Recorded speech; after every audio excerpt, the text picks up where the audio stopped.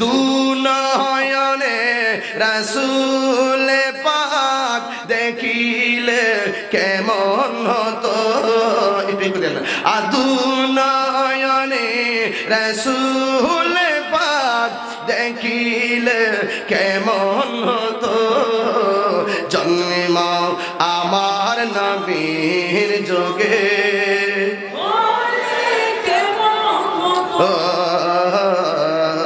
জন্ম আমার নবীর যোগে আসিত ভেসে হজিরতে বিলালের মধুর আযান সেই আযানে ছিল এমন প্রেম মুগ্ধ রহমান দয়াল নবীর পিছে নামাজ পড়লে কেমন হতো দয়াল নবীর পিছে নামাজ পড়লে কেমন হতো দুনয়নে রাসূল পাক দেখিলে কেমন হতো দুনয়নে রাসূল পাক দেখিলে কেমন হতো জন্ম আমার নবীর যুগে হলে কেমন হতো জন্ম আমার নবীর যুগে হলে কেমন হতো দুই হাত তুলবেন না দুই হাত তুলতেন না দুই হাত তুলবেন না জন্ম আমার নবীর যুগে হলে কেমন হতো আমরা এই কোরআনের কথাগুলোকে আমরা এমন ভাবে প্রেজেন্ট করতে চাই যেইভাবে আল্লাহ পাক কোরআনের মধ্যে বলেছেন কোরআনের মধ্যে দুটি জায়গায় দুটি আয়াত যদি দৃষ্টি নিবদ্ধ করেন সহজভাবে আপনি ইসলাম বুঝতে পারবেন আল্লাহকে চিনতে পারবেন রাসূলকে চিনতে পারবেন কোরআনকে বুঝতে পারবেন এর মধ্যে একটা হলো লা ইকরাহা ফিদ্দীন দ্বীনের মধ্যে কোনো জোর জবরদস্তি নাই তুমি তোমার ধর্ম পালন করবে আমি আমার ধর্ম পালন করব তুমি পূজা করো যায় মন্দিরে তোমার ধর্ম আমি ইবাদত করব আল্লাহর ঘর মসজিদে বিষয়গুলো সুন্দর না লাকুম দীনুকুম ওয়ালিয়া দিন তোমার জন্য তোমার দিন আমার জন্য আমার দিন বাস আমরা বিভিন্ন ধর্মের মানুষদের সাথে কিন্তু এখানে ডিভাইডেশন হয়ে গেলাম এই কোরআনের মাধ্যমে আরেক জায়গায় বলছে লা আ'বুদু মা তা'বুদুন আমি যার ইবাদত করি তোমরা তার ইবাদত করো না আমরা ইবাদত করি কার আল্লাহ বড় করে বলেন কার আল্লাহ তো আল্লাহ আমাদেরকে ইবাদতের জন্য পাঠিয়েছেন আসেন এটা জেনে নিলাম যে ভিন্ন ধর্মের মানুষের সাথে আমরা সৌহার্দ্যপূর্ণ আচরণ করতে হবে আজকেও আমার সাথে 4-5 জন হিন্দু এসে কথা বলেছে মারহাবা এরা কি আমাদের ধর্মের না এখানে হিসাব মিলাই দেখবেন বহুত অন্য ধর্মের মানুষরা এসেছে কি আসে কি না আসে এবং যুগে যুগে দেখেছি এই কোরআনের আওয়াজ তাদের কর্ণকুহরে পৌঁছার পরে তারা টুডে টুমুরু আজ আগামী দিন এভাবে ধারাবাহিকভাবে ইসলাম ধর্ম গ্রহণ করে মুসলমান হয়ে যাচ্ছে এটা কোরআনের বিজয় এখানে যারা এসেছেন আমরা এই কোরআনকে কিভাবে মানুষের সামনে প্রেজেন্ট করতে হবে আল্লাহ দুইটা পদ্ধতি শিখাই দিয়েছেন এক এই ছেলেরা আশ্চর্য একদম বন্ধ থাকতে হবে মনে হবে এখানে আমি শুধু কথা বলছি আপনারা নেই এভাবে চুপ থাকতে হবে আমি গুরুত্বপূর্ণ মেসেজ দিব ওয়াজটা শুরু করার আগে এই মেসেজগুলো হবে ওয়াজের ফান্ডামেন্টাল ওয়ার্ড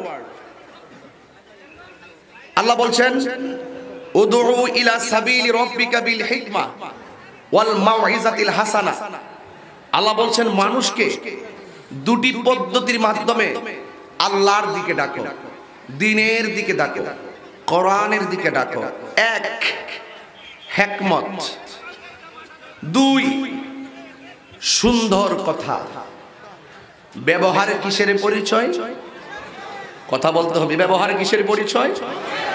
বংশের পরিচয়। আপনি ব্যবহার যদি সুন্দর করেন, একটা শত্রুর মন জয় করা কি কঠিন না সহজ?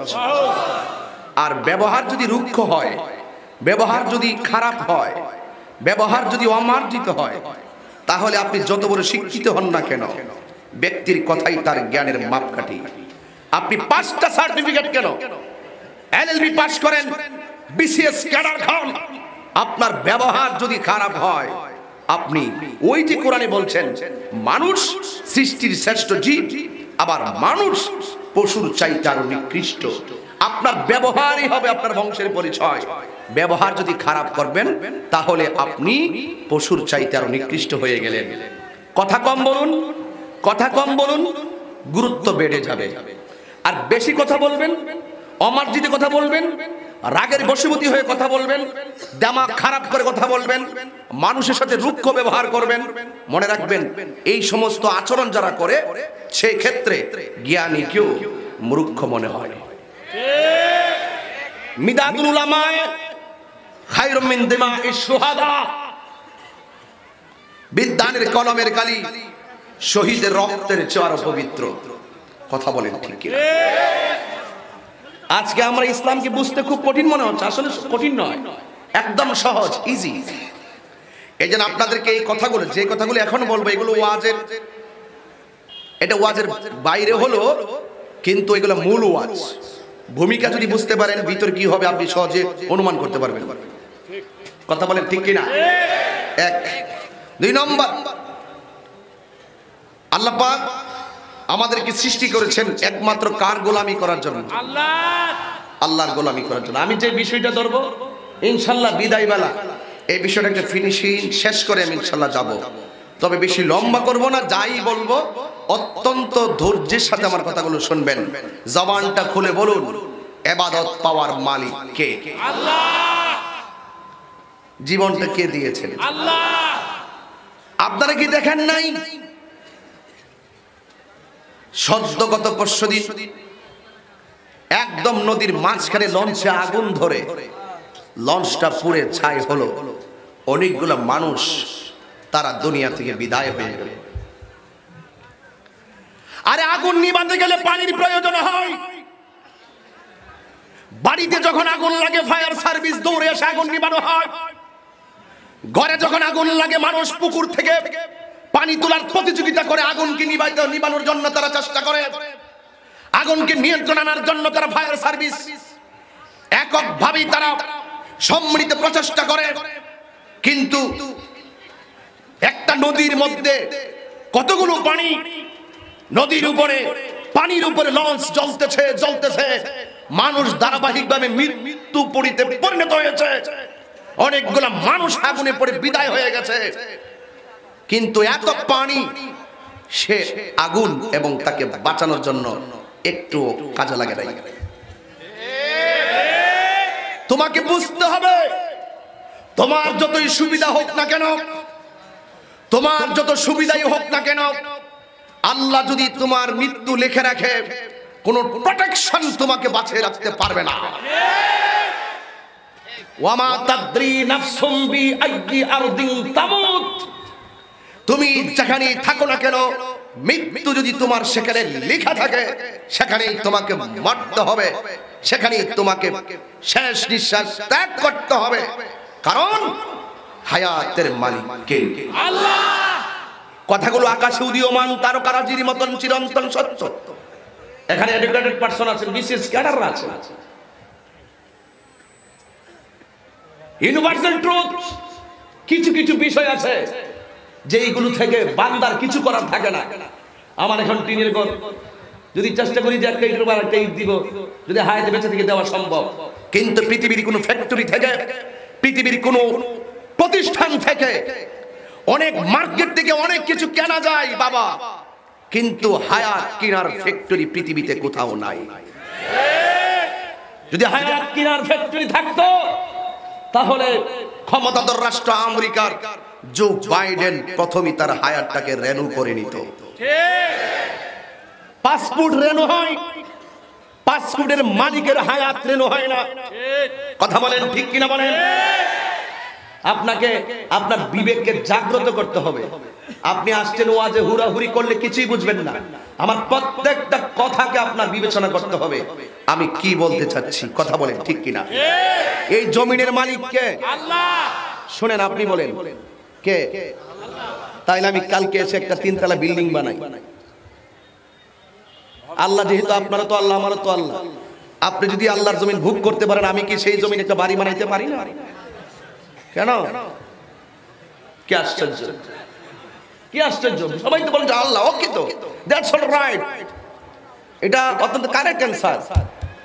এটার জমিনের মালিক কে? ঠিক আছে, তো যদি আল্লাহ হয় তাহলে কালকে এসে বাড়িটা বানাই। এই যে আমার দেখেন, এই যে দেখেন, একটা সুই যেই জায়গায় পড়বে, সুইয়ের মাথার মালিক ও পৃথিবীর কেউ না, তিনি কে? আল্লাহ। এই জন্য জায়গা বিক্রি হয় না, জায়গার দাগ নম্বরই বিক্রি হয়। তো সেই মালিক আমাকে জীবন দিয়েছেন, সেই মালিক আমাকে মৃত্যু দিবেন। সেই মালিকের জন্য কুরবানি নাকি বাবার নামে কুরবানি? তিনি কে? আল্লাহর নামে কুরবানি করতে হবে। কোন পিসাবের নামে জবাই করলে হবে না। বিসমি পিসা হুজুর, বিসমি শাহজালাল বাবা, বিসমি শাহজালাল হবে না, বিসমিল্লাহ আল্লাহ। কেন? এটা বিধান। এটা কি বিধান? যেখানে আছে সেখানে রাখার নামই ইবাদত। বিধান যেখানে আছে সেখান থেকে রদবদল করার নামই হলো খেয়ানত। খেয়ানতের অপর নামই হলো গুনাহ। ঠিক কিনা বলেন? তাহলে আমি যখন তেলাওয়াত করব, আপনারা তখন আল্লাহু আকবার জোরে বলবেন, পারবেন না ইনশাআল্লাহ? ইনশাআল্লাহ। সবাইকে প্রস্তুত আছেন? ইনশাআল্লাহ। আমি কি তেলাওয়াত করলে গুসা করবেন? আমি যে ভূমিকায় কথাগুলো বলতেছি, আপনারা কি এটাকে ওয়াজের বাইরের অংশ মনে করতেছেন? এগুলো ওয়াজের মূল অংশ, বুঝলে ভালো কথা। আমি আওয়াজ করছি, আপনারা আমার সাথে আল্লাহকে ডাক দিবেন, এমন একটা ডাক দিবেন যেন এই ডাকের উসিলায় আল্লাহ পাক গুরুস্থানের কবর আযাব মাফ করে দে। রাজি আছেন সবাই? ইনশাআল্লাহ। রেডি ইনশাআল্লাহ? ইনশাআল্লাহ। কুল ইন্না সালাতি ওয়া নুসুকি ওয়া মাহইয়ায়া ওয়া মামাতি লিল্লাহি রাব্বিল আলামিন।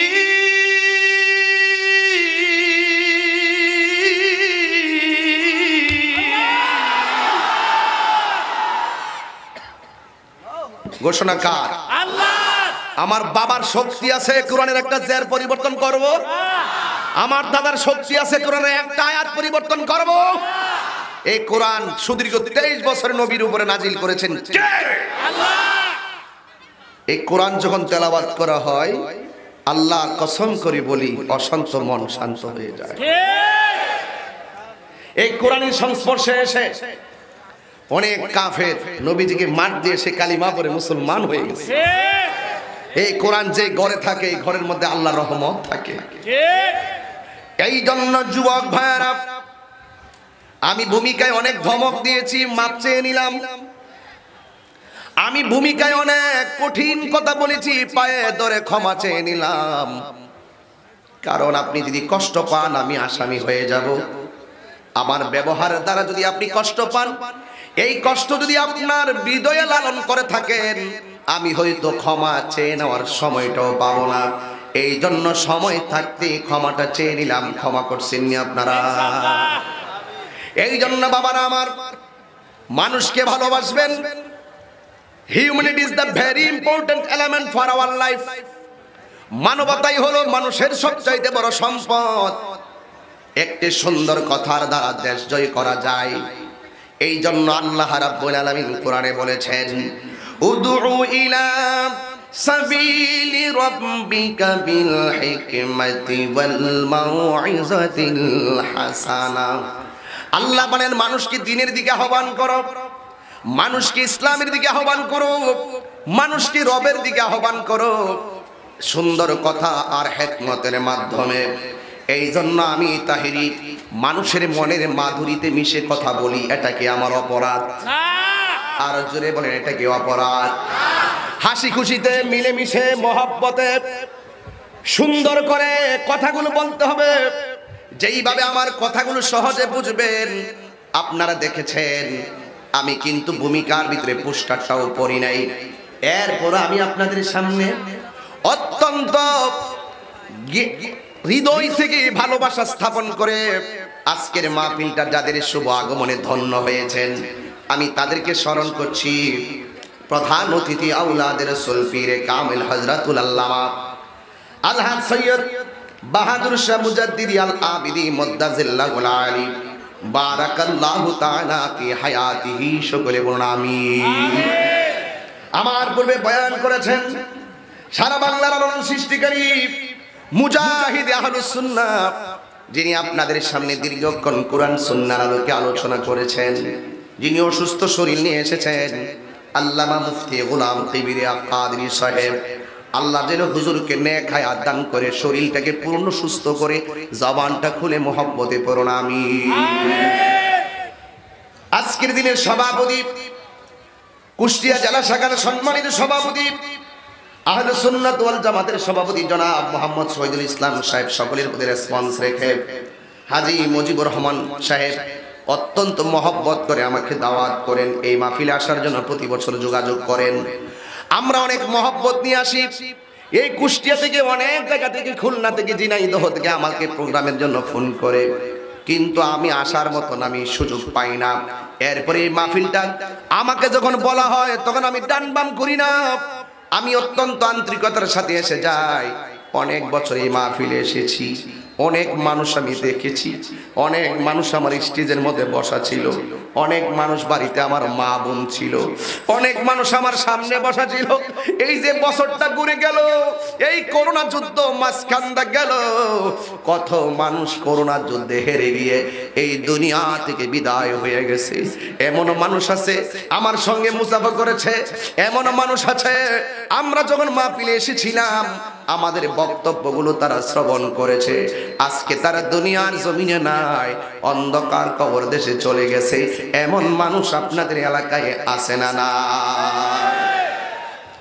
এই জন্য যুবক ভাইয়ার আমার, ফুলের সৌরভ মানুষের তারা শুনতেছে, কিন্তু আমি কেন তাদেরকে দিয়া সকল হাজার মানুষ নিয়ে কেন আমি ভবিষ্যতের আশা করতে পারি না?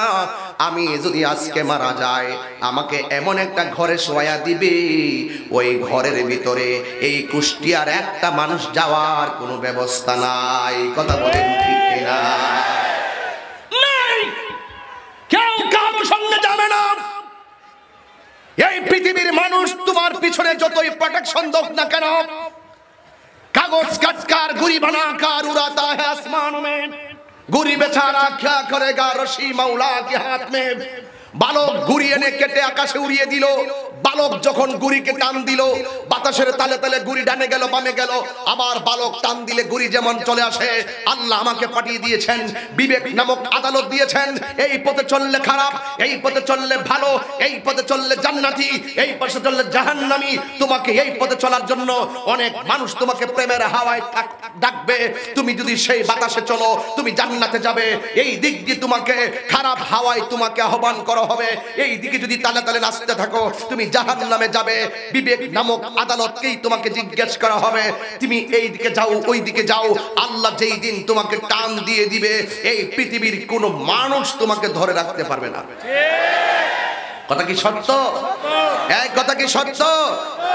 এই জন্য যুবক ভাইয়েরা আমার, আমি কোরআনের আয়াতটা কেন পড়েছি?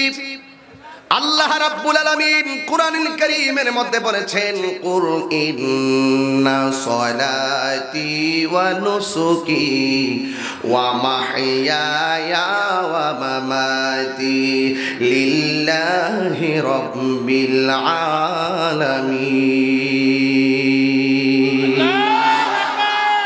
আশ্চর্য, আপনারা কোরআন তেলাওয়াত করলে এত খুশি হন? কোরআন শরীফ পড়লে কি এত খুশি হন আপনারা? কোরআন তেলাওয়াত করলে কি শান্তি লাগে? এই যখন শান্তি লাগে, অশান্ত মন কি শান্ত হয়? তাহলে মাশাআল্লাহ, অনেক শুকরিয়া আপনাদের প্রতি।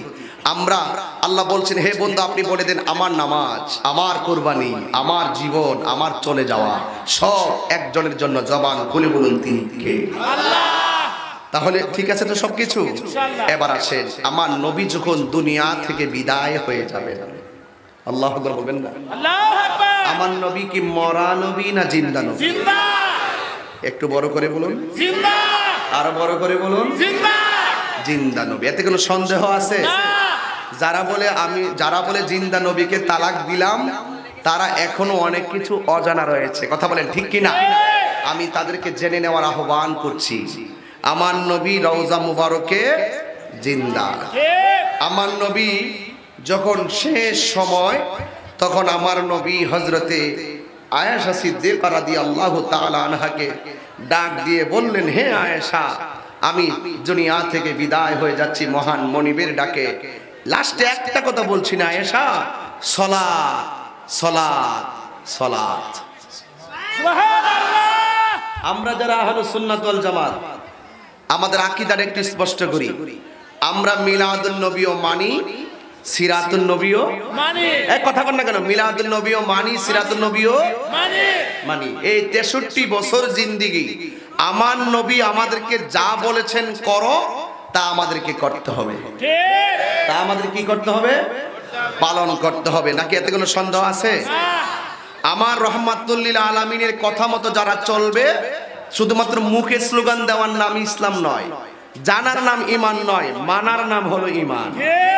আবু জাহিল্লা নবীরে জানতো নবী হিসাবে, কিন্তু নবীকে মানতো না। এই জন্য সে জাহান্নামের লাকড়ি।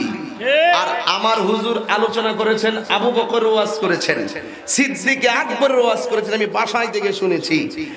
সিদ্দিক আকবর নবীকে জানতেন এবং মানতেন। এই জন্য সিদ্দিক আকবরের স্থানটা আমার নবীর কদমে হয়েছে। টাকার জোরে হয়েছে নাকি ভালোবাসার জোরে? ভালোবাসার জোরে।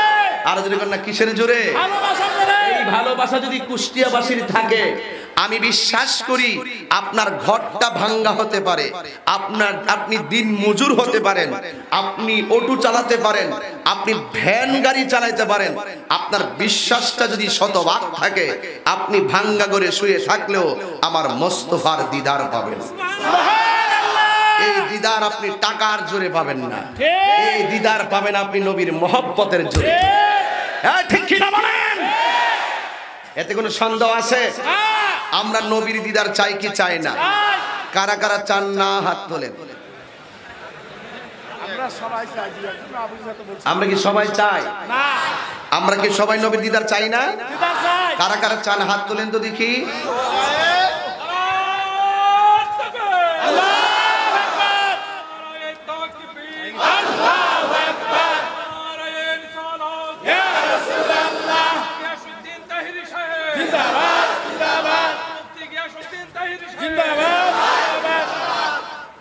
কি কষ্ট দিলাম বেশি? আপনাদের শীতের দিন খুব গুটায় বসছিলেন, আমি মাঝে মাঝে একটু কষ্ট মানুষকে বেশি দিই। এই হাতটা যে তুললাম, এটা কি আমার জন্য না নবীর জন্য? আমরা নবীর মহব্বতে হাত তুলেছি, তাতে কোনো সন্দেহ? নবীর প্রেমে জীবন দিলে লাভ আছে না নাই? আরো যেরকম আছে না নাই? এই 63 বছর জিন্দিগিতে আমার নবী সর্বমোট 27টি যুদ্ধে সশরীরে অংশগ্রহণ করেছেন। আর আমরা দিনের জন্য, আমরা এই কোরআনের জন্য, দিনের জন্য, নবীর জন্য যখন রক্ত দেওয়ার প্রশ্ন আসে, তখন আমরা শরীর থেকে ঘাম জড়াইতে চাই না। এমন লোক তখন আমরা কি করি?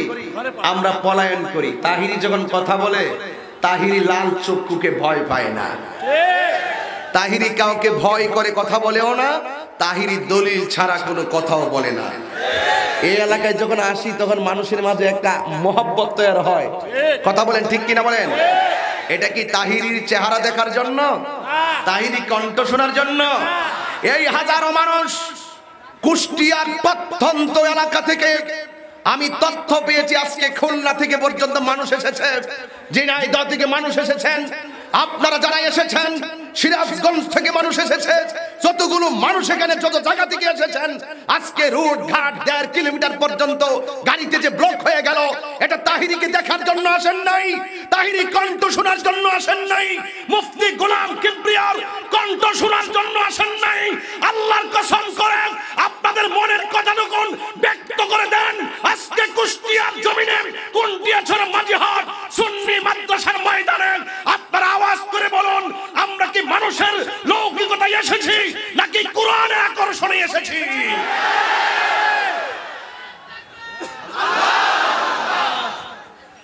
আর পারস না? না রে তাকবীর, আর কি পারস না? নারে রিসালাত করলে কি কয় আগুন ধরে? আরে সুন্নিরা দিন ইসলাম মানে, নারে রিসালাত মানে। কথা কোন ঠিক না বেটি? নারে তাকবীর, এতে হারায়া গেছে।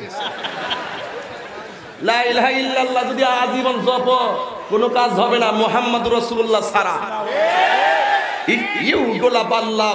মুহাম্মদ মুস্তাফা সাল্লাল্লাহু আলাইহি ওয়াসাল্লাম হুজুরে কোরআন আয়াত পড়ছিলেন, মনে হয় আমি ঘর থেকে শুনলাম কিনা, কুল ইন কুনতুম তুহিব্বুনাল্লাহ পড়ছিলেন। আমি ঘর থেকে শুনেছিলাম যদি তোমরা আল্লাহকে ভালোবাসতে চাও ফলো মি, রাসূল কয় ফাত্তাবিউনি, ফলো মি মানে আমাকে অনুসরণ করো। সুবহানাল্লাহ বলবেন না? তাহলে নবীর তরিকা ছাড়া নামাজ পড়ব, কোরআনের কোথায় লেখা আছে এইভাবে রুকু করতে হবে, কোরআনের কোথাও লেখা আছে এইভাবে দাঁড়াতে হবে, কোরআনের কোথায় লেখা আছে এইভাবে সালাম ফিরাতে হবে। রাসূল বলেছেন সল্লু কামা রাআইতুমুনি উসাল্লি, তোমরা এমন ভাবে নামাজ পড়ো যেমন ভাবে আমি নবী নামাজ পড়ি। আমার নবীর তরিকা মতো নামাজ পড়লে হবে তুমি নামাজি, নবীকে বাদ দিয়ে তুমি যাই করো না কেন তুমি হবে বেঈমান। নারে তাকবীর। পানি দে, পানি দে।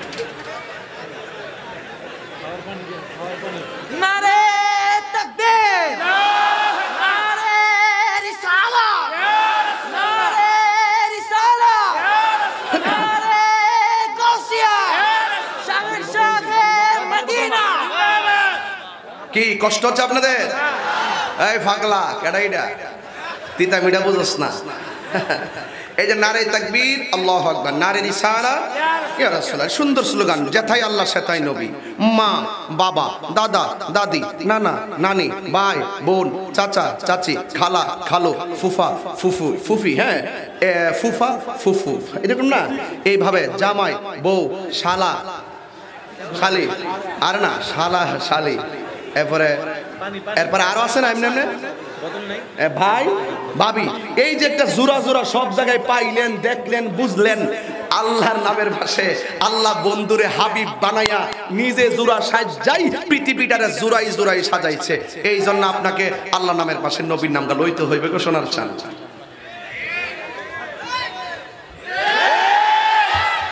এই যে একদম সহজ সমীকরণ, দলিল পরে, দলিল পরে লা ইলাহা ইল্লাল্লাহ মুহাম্মাদুর, তাহলে নবীর নাম নিতে কোনো অসুবিধা। চেয়ারম্যান মেম্বার এমপি মন্ত্রী না এরকম না, জোড়া জোড়া সব জোড়ায় জোড়ায় আল্লাহ সাজাইছে, ঠিক কিনা বলে? হ্যাঁ। এই জন্য সব সাবধান, বক্তা শ্রোতা সব দি মানেন আর বলেন এখানে নারে তাকবীর। এটা গেল কো যাক, অসুবিধা নেই, কষ্ট পাইতেছেন আপনারা? আমি সবগুলো ভেঙে দিয়ে দেবো ইনশাআল্লাহ। বলো ইনশাআল্লাহ। মাশাআল্লাহ, এই না লক্ষ্মী ছেলের আমার। কষ্ট পাইতেছেন? সকলে কোন আল্লাহু আকবার। আমার নবী রাহমাতুল লিল আলামিন, তিনি সুন্দর করে 63টা বছর জিন্দিগির ভিতরে 27টা যুদ্ধে সশরীরে অংশগ্রহণ করেছেন। মাদ্রাসার আলেম যারা আছো তোমরা তো সবাই জানো, আর এখানে অনেক কওমি মাদ্রাসার মুআদ্দাস মুকাররম মুহতামিমরা আমার সঙ্গে আজকে দেখা করছে, বাসায় ছবি টবি তুলছে, আমিও তাদের সাথে কথা কইছি। আর দূরত্বের দরকার কি? আপনার দুঃখ আমার কাছে কোন, আমার দুঃখ আপনার কাছে কই।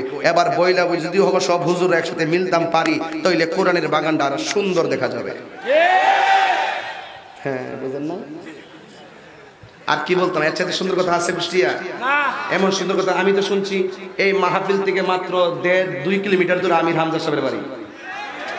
এদিকে না, এদিকে না, দিকটা ঠিক আছে, এদিকে না, মাত্র 1.5-2 কিলো দূরে হলো আমির হামজা সাহেবের বাড়ি। তো এখানে এক একজন এক একটা মতাদর্শ লালন করেন। আমার কথা হলো আমি কুষ্টিয়া এসেছি, আমার কথা হলো যে কোনো বিষয়ে উলামায়ে কেরামদের যদি কোনো বিতর্ক থাকে, আমরা এই বিতর্কগুলোরে আমরা আলোচনা সাপেক্ষে আমরা সমাধান করে চেষ্টা করব।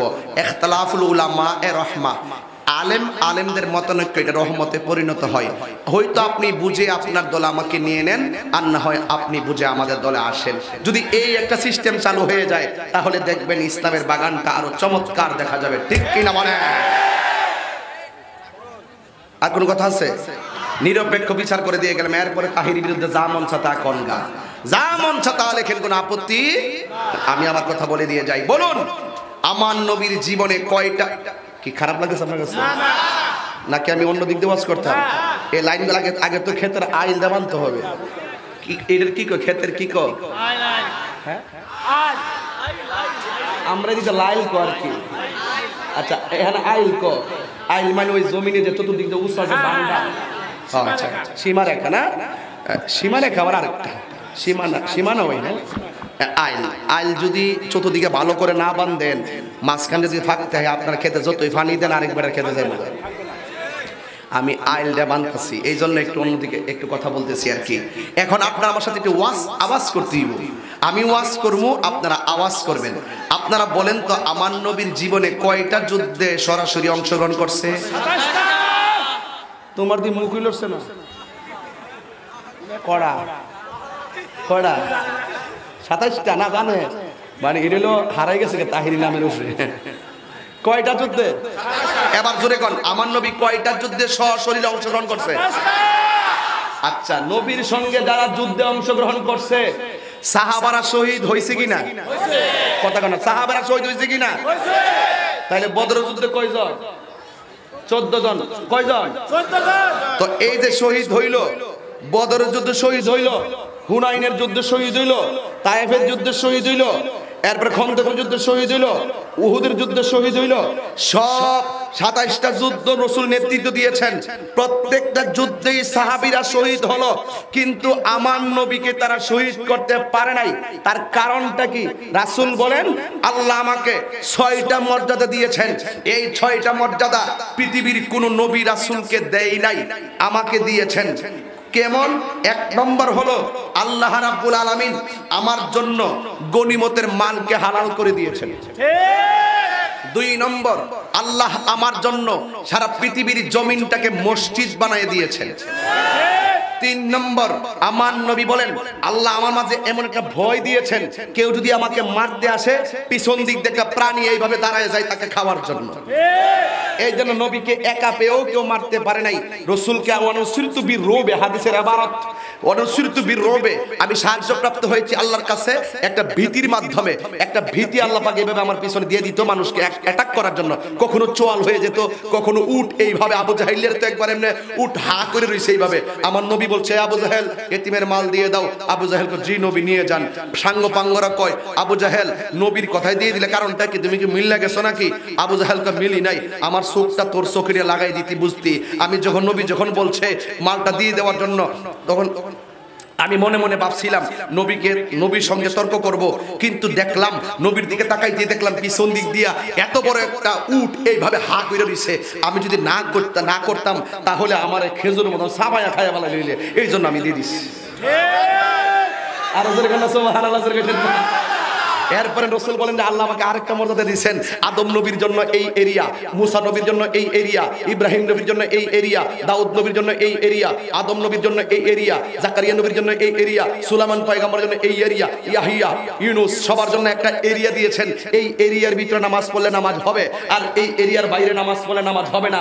আমার রাসূল বলেন আল্লাহ আমাকে এমন একটা সম্মান দিয়েছেন, ওয়া জুইলাতিল আরদু মাসজিদান তাহুরান, আল্লাহ রাব্বুল আলামিন আমার জন্য সারা পৃথিবীর জমিনটাকে মসজিদ বানিয়ে দিয়েছেন।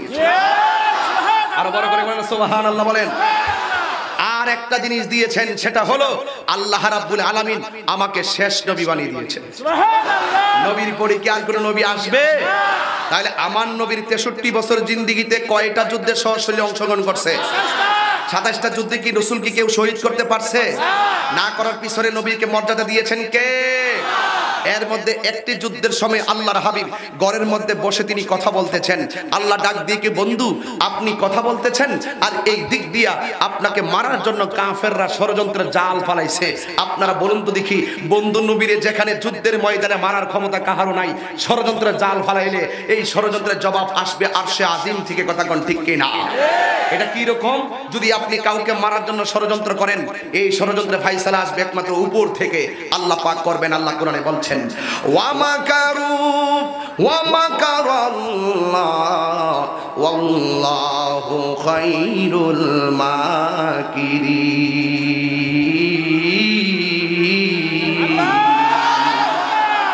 আল্লাহ রাব্বুল আলামিন বলেন যারা কৌশল করবে আমার বিরুদ্ধে, যারা কৌশল করবে আমার বন্ধু নবীর বিরুদ্ধে, আল্লাহ রাব্বুল আলামিন কোরআনে বলেছেন ইন্নাল্লাযীনা ইউযুনাল্লাহা ওয়া রাসূলাহু লা'নাহুমুল্লাহু ফিদ দুনিয়া ওয়াল আখিরাহ ওয়া আ'আদ্দা লাহুম আযাবাম মুহিনা।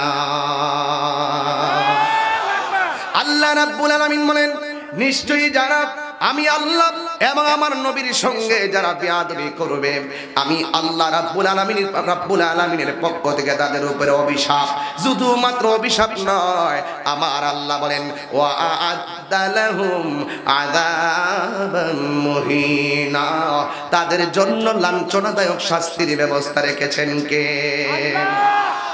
এই জন্য আল্লাহ রাব্বুল আলামিন বলেন ও বন্ধু, আপনি এখানে বসে আছেন, ওরা আপনাকে মারার জন্য ষড়যন্ত্র করে দিয়ে ফেললো।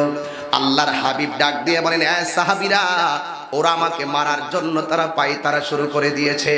আজকে শরীর থেকে রক্ত জড়াইবার প্রশ্ন আসলে মুসলমান নাকে তেল দিয়া ঘুমাইয়া থাকে। এই কোরআনের সত্য কথা বলতে গিয়ে অনেক মানুষ দ্বিধাদ্বন্দ্ব করে। তাহিরি দ্বিধাদ্বন্দ্ব করে না, তাহিরি ভালো করে জানে জীবন আমার হাতে নাই, জীবন একজনের হাতে। জবান খুলে বলুন তিনি কে? আল্লাহ ডাক দিয়ে কয় হ্যাঁ বন্ধু, আমার নবী তো নিজের মন গড়া কিছু করে না।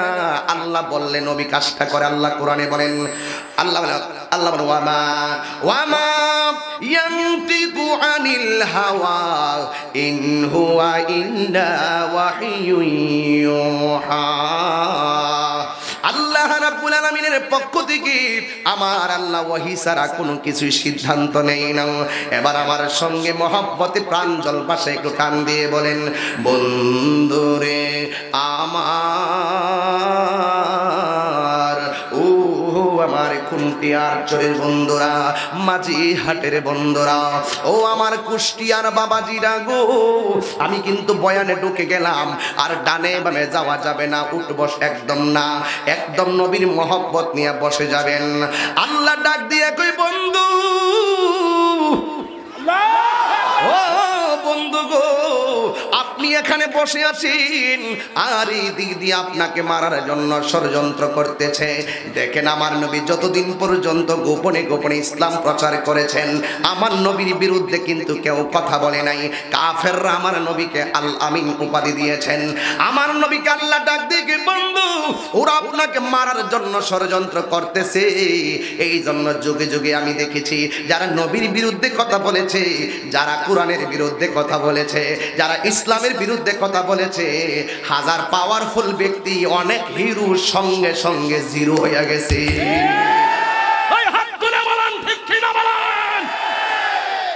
কোরআনের বিরুদ্ধে কথা বলে কেউ টিকতে পারে নাই, ইসলামের বিরুদ্ধে কথা বলে কেউ টিকতে পারে নাই। আমি দায়িত্বহীন কণ্ঠে বলতে চাই, ইসলাম বাংলাদেশে ছিল, ইসলাম বাংলাদেশে থাকবে, ইসলাম বিশ্বে ছিল, ইসলাম বিশ্ব থাকবে। এই কোরআনের একটি জবাব পেশ পরিবর্তন করার কেউ ক্ষমতা ছিল না, থাকবে না, ভবিষ্যতে হবে না। মুসলমান হাত তুলে বলো ঠিক কিনা বলো।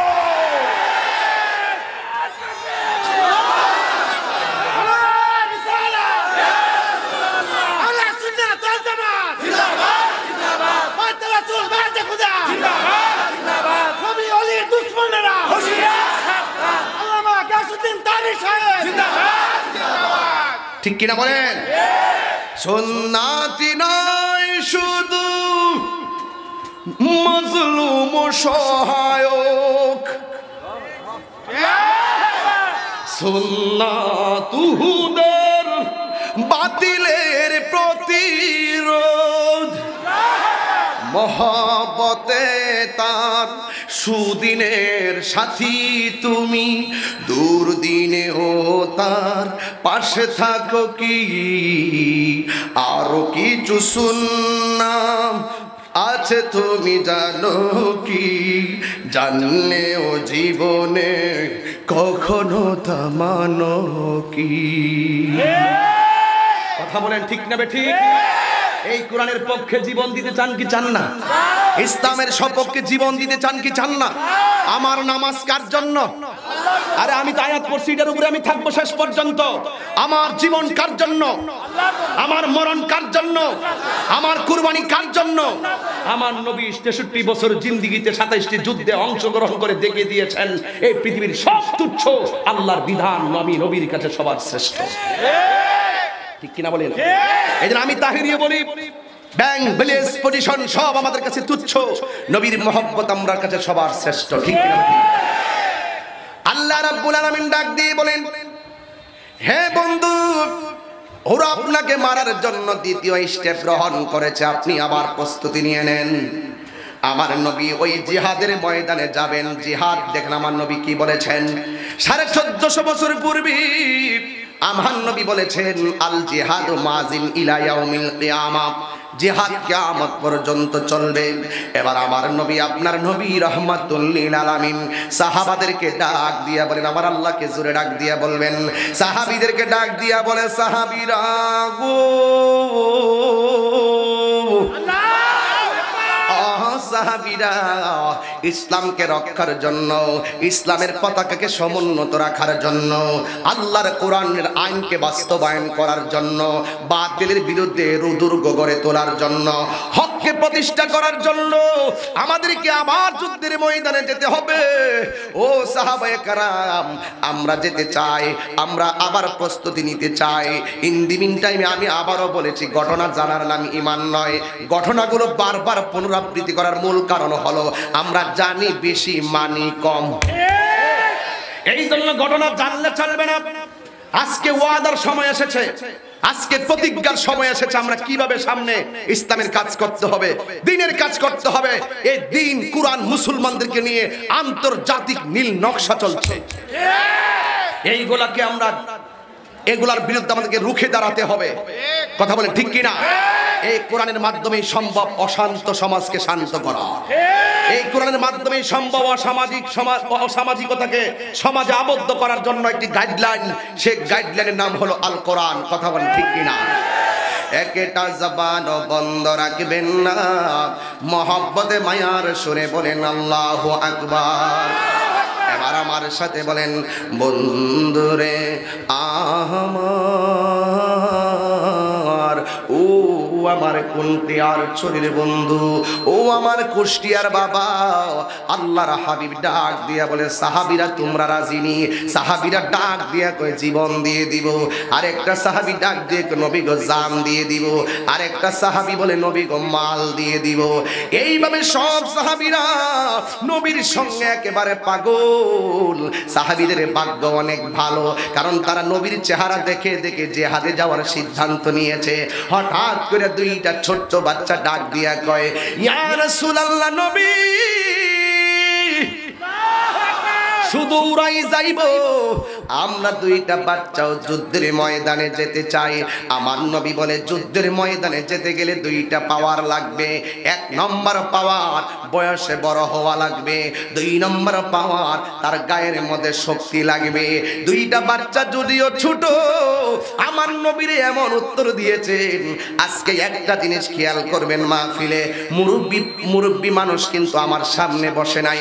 আমার ফার্স্ট গ্যালারিতে দেখেন বাচ্চা বসে আছে। তুমি দাঁড়া, দেখেন ফার্স্ট গ্যালারিতে বাচ্চা। শুধু এদের জন্য আমি নিশিরাইতে কারবাসি বাজে গাই, শুধু এদের জন্য। কথা কোন ঠিক না বেটি? এরা কিন্তু ওয়াজের তাফসীর বুঝে না, এরা বুঝে নিশিরাইতে কারবাসি বাজে। কথা কি সত্য বলছি? এই যে পোলাপনগুলো সকালে যাইয়া বলবো যে হুজুরে খুব ফাইন ওয়াজ করছে, এরারও খোরাক আছে। কথা কোন ঠিক কিনা? আজকে আমার কাছে 4 প্রকারের দর্শক আইছে। কয় প্রকারের? এক প্রকার দর্শক বলছে হুজুর ওয়াজ করবেন একবারে শুরু থেকে শেষ একটা বিষয় নিয়ে। আরেক দল বলছে হুজুর জিকির করবেন। আরেক দল বলছে হুজুর আজান দিবেন। আরেক দলকে হুজুর শান গাইবেন। এখন কি সবগুলা চলবে না বন্ধ হবে? কারা কারা রাজি না হাত তুলেন। হ্যাঁ, আল্লাহু আকবার জোরে বলেন। চান কি চান না? দরকার আছে কিনা? এই বাচ্চা তুমি আবার দাঁড়াও, তোমারই দরকার। আজকের ওয়াজ তোমার, ওই জোরে কোন মারহাবা। ছোট বাচ্চারা কাজে লাগেনি? দেখেন কত মুরব্বী পিছনে বসে রয়েছে, এই মুরব্বীর সামনে পোলা বয়ে রয়েছে। সারা জীবন বলছি মুরব্বীর সামনে যাইস না, এখানে মাহফিলে মুরব্বীর সামনে বসে রয়েছে। এখন কোন মুরব্বী যদি কন নাই ছেলে এটা বিয়াদবি, পিছনে যাও, আপনার কথা গ্রহণযোগ্য হবে না। কারণ আপনি যেই নবীর বয়ান শুনতে এসেছেন সে সেই নবীর বয়ানই শুনতে এসেছে। প্রেমের বাজারে সিনিয়র জুনিয়র নাই। এই জন্যই তো আল্লাহর ঘর মসজিদে দাঁড়াইলে এমপি সাহেব যদি কয় এই ছেলে পিছনে যা, উনার নামাজে গাফেল হয়ে যাবে। এই জন্য যে যেখানে দাঁড়াবে সেখানে নামাজ পড়বে, এখানে কোনো ভেদাভেদ নাই। কিছু প্রেমের সেন্টার আছে, নামাজের মধ্যে আল্লাহ পাক সিনিয়র জুনিয়র দরিদ্র সবারই এক কাতার দাঁড় করাই দিয়েছে মসজিদের ভিতরে। কথা কোন ঠিক না? এই যে বাহারি রকমের খেলা মেলা, এগুলো আমি ওয়াজে অংশ বলি না, এগুলো অনেক ভিতরে রাখি আর কি, তারপর আজকে বলে ফেলতেছি। এইগুলো আমাদেরকে শুধু জানলে চলবে না। আজকের ওয়াজ কোনো ঘটনা নয়, আজকের ওয়াজ হবে আমার চেতনা। কথা বলেন ঠিক কিনা? বাস্তবায়ন করতে হবে। এবার ছোট্ট দুইটা বাচ্চা ডাক দিয়ে কয় ইয়া রাসূলুল্লাহ, ইয়া হাবিবাল্লাহ, নবী গো, ও মায়ার নবী, দয়ার নবী, আমরা আপনার সঙ্গে যুদ্ধের ময়দানে যাব। এবার আমার নবী ডাক দিয়ে কয় না, তোমাদের বয়স হয় নাই। দেখবেন আজকে মাহফিলে অনেক মা বোনরা এসেছে, আপনারা যত হাজার হাজার মা বোন আসছেন তার থেকে আরো বেশি আমার আজকে আপনারা যারা এসেছেন তার থেকে অনেক গুণ বেশি মা বোনরা এসেছেন। মা বোনরা ধৈর্যের সঙ্গে পর্দার আড়ালে। এই জন্য আমি মা বোনদের পায়ে ধরে বলে যায়, ও আমার মা, সন্তানগুলোর দিনের শিক্ষা দিয়া যান।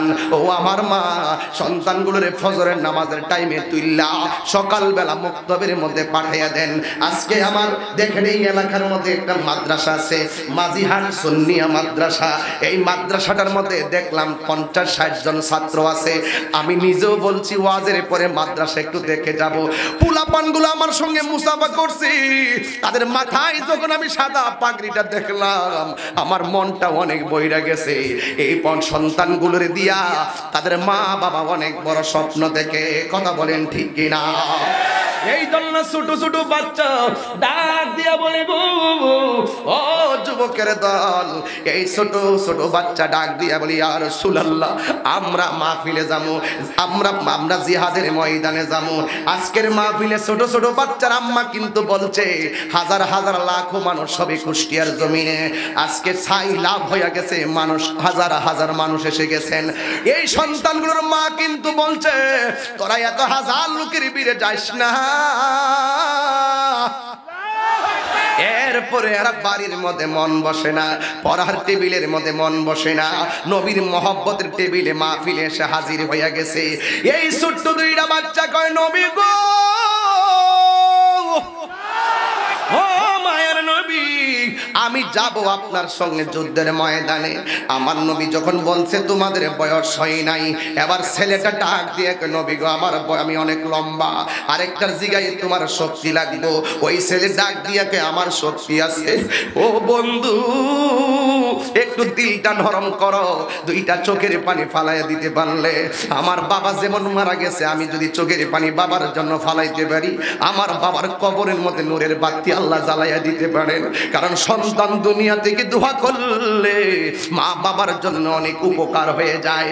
এই দুইটা বাচ্চা যখন বলছে নবী আমার শরীরে শক্তি আছে গো, ওই মুহূর্তে আমার নবীর সামনে একটা সাহাবারা যায় এইভাবে বাচ্চাটা জড়ায়া ধরছে। ওই বাচ্চাটা ডাক দিয়া বলে ইয়া রাসূলুল্লাহ, নবী গো, দেখবেন আমার সঙ্গে আপনার এত বড় সাহাবীও পারবে না, আমার শরীরের মধ্যে কত শক্তি।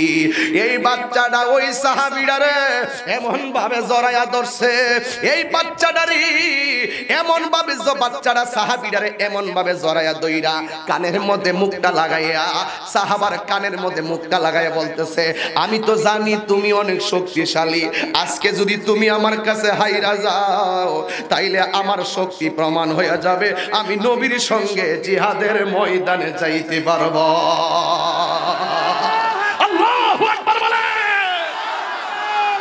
এই সাহাবীটা যেই মাত্র ছোট বাচ্চাটা ওই সাহাবীর কানের মধ্যে মুখটা লাগায়া কইল, ও নবীর সাহাবী,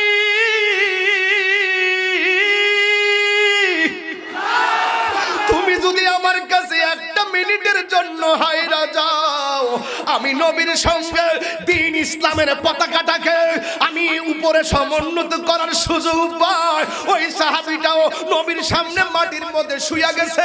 এই সাহাবীর বুকের উপরে ছোট্ট বাচ্চাটা বৈশা নবীর ডাক দিয়া কয়, নবী গো তাকায়া দেখেন না, আমি আপনার সাহাবীরে হারায়া পালাইছি। আল্লাহু আকবার বলেন। এবার আমার নবী কই, ও সাহাবী, তার নামটা যুদ্ধ যাওয়ার তালিকায় লিখে ফেল। আরেকটা সন্তান ডাক দিয়ে কয়, নবী গো আমি কিন্তু আপনার সাহাবীর থেকে অনেক বড়। এই ছেলেটা যাইয়া সাহাবার কানের কাছে মুখটা লাগায় কয়, ও নবীর সাহাবী, তোর মুখ দিয়ে হাসি আসে, কুষ্টিয়ার মানুষ কেমনে হাসো, কেমনে মুখের মধ্যে হাসি আনো, কেমনে চোখের মধ্যে ঘুম আনো। এরা জগৎটা কত চমৎকার ছিল। ওরা নবীর সঙ্গে দেইখা দেইখা কয়, নবী গো আমি যুদ্ধে যাবো। এরা নবীর সঙ্গে নামাজ পড়ে, এরা নবীর সঙ্গে ইতিকাফ করে, এরা নবীর সঙ্গে পিছনে একামত দেয়, এরা নবীর সঙ্গে জিহাদের ময়দানে যায়। ওই ছেলেটা ডাক দিয়া কয়, নবী গো, আরে কেমনে কইতামে তোর হৃদয় বিদারক ঘটনা। ওই ছেলেটা যাইয়া লম্বা একটা সাহাবীর কানের কাছে মুখটা লাগায় কয়, হাঁটুটা ভাঙ্গে একটু বৈশা যাও, আমি তোমার মাথার উপরে মাথাটা রাখলেই তো আমি যাইতে পারি। ওই সাহাবীটাও হাঁটু ভাঙ্গা বৈশা গেছে, ছেলেটাও এইভাবে দাঁড়ায়া গেছে। দাঁড়ানোর পরে আমার নবী আপনার নবীর সামনে ডাক দিয়া বলেন, ও নবী গো দেখছেন নি, আমি আপনার সাহাবী থেকে অনেক বড় হয়ে গেছি। এই আমার মা, ও আমার মা, পেটের মধ্যে বাচ্চাটা রাইখা নিয়ত করো, আমার পোলাটারে আমি হাফিজিয়া মাদ্রাসায় পড়াবো। পেটের মধ্যে বাচ্চাটা রাইখা নিয়ত কইরো, আমার সন্তানটারে আমি নবীর পাগল বানাবো। দেখবা তোমার সন্তান তোমার নবীর পক্ষে কেমন কাজ করে। হে বন্ধু, আমার নবী সাহাবায়ে কেরামদেরকে নিয়ে যুদ্ধের ময়দানে গেছে। যুদ্ধের ময়দানে যাওয়ার পরে এবার ছোট দুইটা বাচ্চাও গেছে। এবার আমার নবী সাহাবীদেরকে নেওয়ার আগেই কাফেরদের সঙ্গে একটা সন্ধি করছে। প্রথম যুদ্ধ আমার নবী ডাক দিয়ে কয়, সাহাবীরা তোমরা আমরা যুদ্ধের ময়দানে যাব, কাফেরদের সঙ্গে একটা জায়গার চুক্তি করি। আমার নবী ডাক দিয়ে কয়, আবু জেহেল তোমরা কোন জায়গাটা বাছাই করবা? আবু জাহিলরা বলে আমরা এই জায়গাটা বাছাই করব। 2 নম্বর সাহাবারা পড়ছে বালুর জায়গাতে, আর কাফেররা পড়ছে মাটি তো 3 প্রকার 4 প্রকার, বেলে মাটি, পলি মাটি, এঁটেল মাটি, দোআঁশ মাটি। ওই এঁটেল মাটিটা অনেক শক্ত, এই মাটিগুলা বিলের মধ্যে পাওয়া যায়। দেখবেন বিলের মধ্যে এঁটেল মাটিগুলো আছে। এই কাফেররা এমন শক্ত জায়গাটা বাছাই কইরা নিছে, কারণ কাফেররা বড় বেত্তমিজ, কাফেররা বড় জাহেল, কাফেররা বড় বেঈমান, কাফেররা বড় চালাক, কাফেররা বড় চিটিংবাজ। কথা কোন ঠিক কিনা? নবী বলছে তুমি কোন জায়গা নিবা গো? ডাক দিয়া বলে আমরা শক্ত জায়গাটা নিলাম। এবার মুসলমানরা বালুর জায়গাটা পেয়ে গেছে। কাফেরদের উদ্দেশ্য হলো আমরা শক্ত জায়গায় দাঁড়ায় গোড়া দৌড় দিতে সহজ হবে, আর মুসলমানরা বালু জায়গার মধ্যে থাকলে গোড়া দৌড় দিলে বালু উইঠা অন্ধকার হয়ে যাবে। এই সুযোগে আমরা তীর মাইরা তাদেরকে মাইরা ফালাইতে পারবো। এ আমার বন্ধুরি,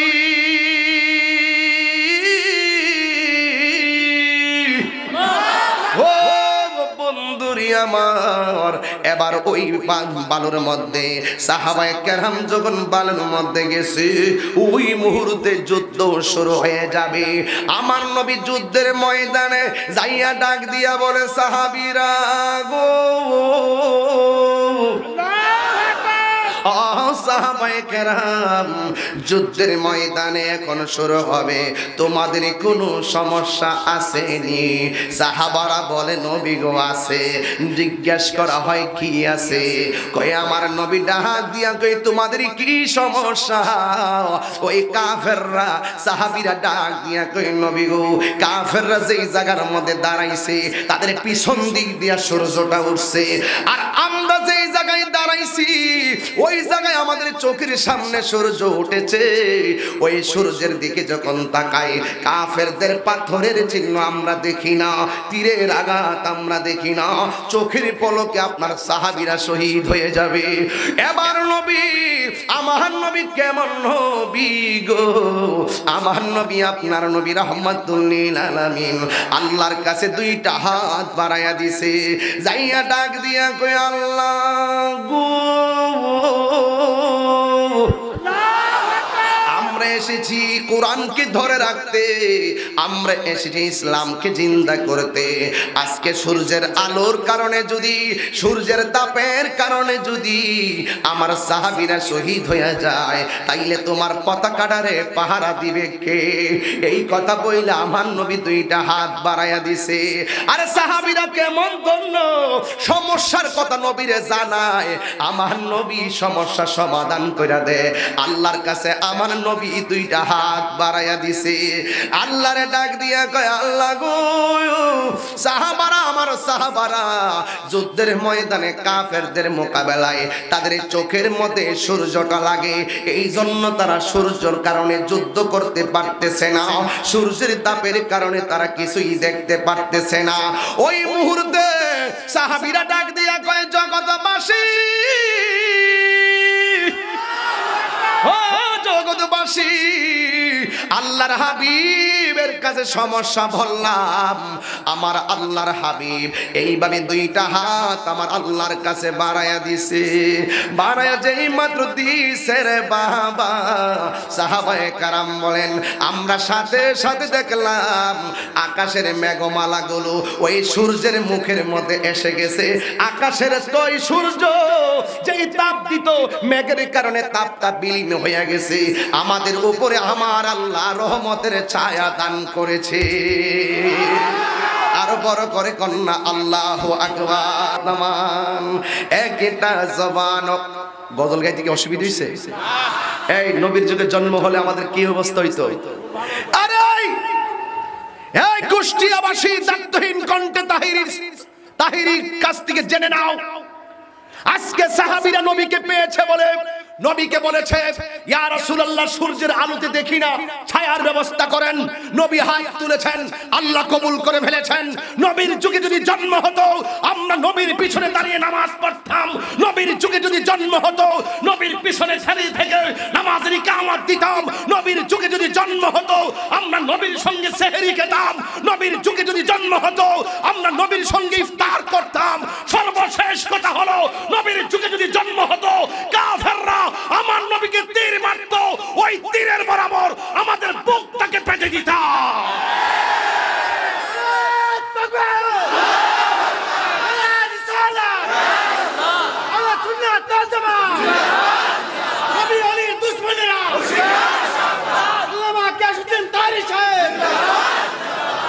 আপনারা কি তাই করতেন? আপনারা কি তাই করতেন? সাহাবীরা বলছে নবী গো, সূর্যের আলোতে দেখি না, ছায়া দিয়েছেন কে? আল্লাহ। দোয়ায় হাত তুলেছেন কে? তো নবী আল্লাহর কাছে চাইলে আল্লাহ দেয়নি? তো সাহাবীরা নবীর কাছে চাইছে, নবী আল্লাহর কাছে চাইছে।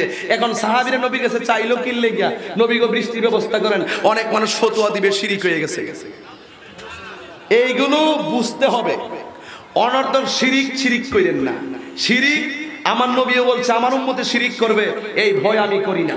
কারণ ছোট বাচ্চা পর্যন্ত জানে আল্লাহ কয়জন। আমরা অনেকে যারা বলতে চান যে আমরা মাজারে গিয়ে সেজদা দেই, আসলে আমরা মাজারে দিয়ে সেজদা দেই না, আমরা মাজারে গিয়ে জিয়ারত করি। কি করি? এরা কদম বসিও বোঝে না, জিয়ারতও বোঝে না। অনর্থক মানুষকে বিভ্রান্ত করার সুযোগ আর নাই। আসেন আমরা আমাদের মূল কথাগুলি মানুষের মাঝে প্রচার করি। কথা বলেন ঠিক কিনা? অবন্ধরে গভীর মনোযোগ মহব্বত নিয়ে বসে যান, একটা জবানও বন্ধ রাখবেন না, চিৎকার মেরে কোন আল্লাহু আকবার। কাফের আর মুসলমানদের মধ্যে যুদ্ধ লেগে গেল। সুবহানাল্লাহ। এই মনোযোগ, আমার নবী ডাক দিয়ে কি ও সাহাবীরা গো, তোমাদের যুদ্ধের ময়দানে আর কোনো সমস্যা আসেনি? এবার সাহাবীরা ডাক দিয়া বলে নবী গো, আর আর একটা সমস্যা আছে। আপনারা বলেন সমস্যার সমাধানের মালিক কে? যা কেউ পারে না, পারে কে? যা কেউ দেখে না, দেখার ক্ষমতা কার? এবার সাহাবীরা ডাক দিয়া বলে, নবী গো, ও মায়ের নবীজি, আমরা যুদ্ধ করতেছি, এখন ছায়া লাগে, কিন্তু আর একটা সমস্যা নতুন কইরা দেখা দিছে। নবী ডাক দিয়া কয়, কি সমস্যা? এবার নবীর সাহাবীরা বলে, নবী গো, কাফেররা তো শক্ত মাটিতে যুদ্ধ করতেছে, এদের ঘোড়ার পা থেকে কোনো ধুলা ওঠে না, কিন্তু আমরা যেই জায়গায় দাঁড়াইছি ওই জায়গা থেকে ঘোড়ার দৌড়ের কারণে বালু উঠতেছে, বালু ওঠার কারণে একেবারে সব অন্ধকার হয়ে গেছে। অন্ধকার হওয়ার কারণে ওই কাফেররা যখন আমাদেরকে পাথর মারে গো, আমরা তাদের পাথরগুলা দেখি না, ওই পাতারা যখন আমাদেরকে তীর মারে, এই তীরগুলো আমরা দেখি না। ইয়া রাসূলুল্লাহ, নবী, এই সমস্যার কারণে চোখের সামনে বহুত সাহাবী নিজের জীবন বিসর্জন দিয়ে ফেলতেছে, আমাদের সৈন্য সংখ্যা কমে যাইতেছে, একের পর এক শহীদ হইয়া যাইতেছে। এখন মেহেরবানি করে একটু ব্যবস্থা করেন না। বন্ধুরে আমার, সাহাবায়ে কেরাম ডাক দিয়া কয়, এ জগৎবাসীরারি, আমার নবী, আপনার নবী ওই যুদ্ধের ময়দানে আল্লাহর কাছে হাত বাড়াইয়া দিছে, আল্লাহর কাছে ডাক দিয়ে কই, আল্লাহ গো, আমার সাহাবীরা ধুলার কারণে কিছুই দেখে না। এক তো হলো 17ই রমজান, রোজা রাইখা সাহাবীরা যুদ্ধ করতেছে, পেটের ভিতরে কোনো পানি নাই, পেটের ভিতরে কোনো খাবার নাই, কেমন ভাবে ইসলামের পতাকা পাহারা দিছে সাহাবায়ে কেরাম। আজকে আমরা 3 বেলা ভাত খাইয়া আজাইরা থাইকা কত ধরনের কথা বলে, কিন্তু রক্ত দেওয়ার প্রশ্ন আসলে কেউ ঘর থেকে আমরা বাহির হই না। এই জিহাদের চেতনার কথাগুলো এখন আর বলা হয় না। আস্তে আস্তে আস্তে আস্তে এইগুলা দাফন হইয়া যাইতেছে, আর নাস্তিক আর বেঈমানরা জাগ্রত হইতেছে। কথা কোন ঠিক কিনা? ঠিক কিনা বলেন? সাহাবীরা ডাক দিয়া কয়, নবী, আমরা চোখের সামনে ওই সাহাবীরা দুনিয়া থেকে বিদায় হইয়া যাইতেছে। এবার আমার নবী 2টা হাত বাড়াইয়া দিছে। সাহাবীরা বলে, ও পৃথিবীর মানুষ, আমার নবী যে মাত্র আল্লাহর কাছে হাতটা বাড়াইয়া দিল, আমরা তাকায়া দেখলাম আমার আল্লাহ রাব্বুল আলামিন আসমান থেকে মুষলধারে বৃষ্টি নাজিল করে দিয়েছে। কি নাজিল করে দিয়েছে? যেই মাত্র বৃষ্টি নাজিল করলো, সাহাবায়ে কেরামদের বালুর মাঠটা বৃষ্টির কারণে শক্ত হয়ে গেছে। আর কাফেররা যে জায়গার মধ্যে দাঁড়াইছে, ওই যে শক্ত জায়গাটা একেবারে এঁটেল মাটি, পানি পড়লে পিছলা হয়ে যায়। বিলের মাটি দেখবেন পানি পড়লে পিছলা হয়ে যায়। এবার আমার আল্লাহ যখন মুষলধারে বৃষ্টি দিয়েছে, কাফেরদের জায়গাটা একেবারে শক্ত, মাটিটা পিচ্ছিল হয়ে গেছে। ওরা দূর দেয়, তীর মারতে গিয়া উল্টায়া পড়ে যায়। এমন ভাবে আমার আল্লাহ মুসলমানদেরকে সাহায্য করতেছেন।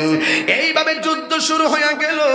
কিছুক্ষণ পরে আমার নবী ডাক দিয়ে, আমার নবীর কাছে একটা সাহাবী দৌড়ায় আসছে, যার নাম হইল হযরতে কাতাদা রাদিয়াল্লাহু তাআলা আনহু। অত্যন্ত হৃদয় বিদারক ব্যাপার। ওই সাহাবীটা আমার নবীর কাছে আইসা ডাক দিয়া বলে, নবী গো, ও মায়ার নবীজি, আমারে পুরা এমন একটা তীর মারছে, আমারে এমন একটা তীর মারছে, আমার চোখটা খুইল্লা গাল পর্যন্ত তারা ঝুলাইয়া দিছে, মেহেরবানি করে আমার চোখটা ভালো করে দেন। এই কথা বলার পরে আমার নবী ডাক দিয়া বলে, এ কাতাদা, আমি তোমার কাছে জানতে চাই, তুমি কি চোখ চাও না জান্নাত চাও? দেখেন, ইমানের ময়দানে ইমানি প্রশ্ন করলেন আমার নবী। ডাক দিয়া বলে, কাতাদারি, ও কাতাদা, তুমি কি চোখ চাও না জান্নাত চাও? এখন আপনাদেরকে যদি আমি প্রশ্ন করি, আপনার যদি চোখটা পইড়া যায়, আর যদি আপনাকে এই মুহূর্তে নবী প্রশ্ন করতো, তুমি কি চোখ চাও না জান্নাত চাও, তাইলে আপনি নিশ্চয়ই বলবেন আমি জান্নাত চাই। আমরা জান্নাত চাই কি চাই না?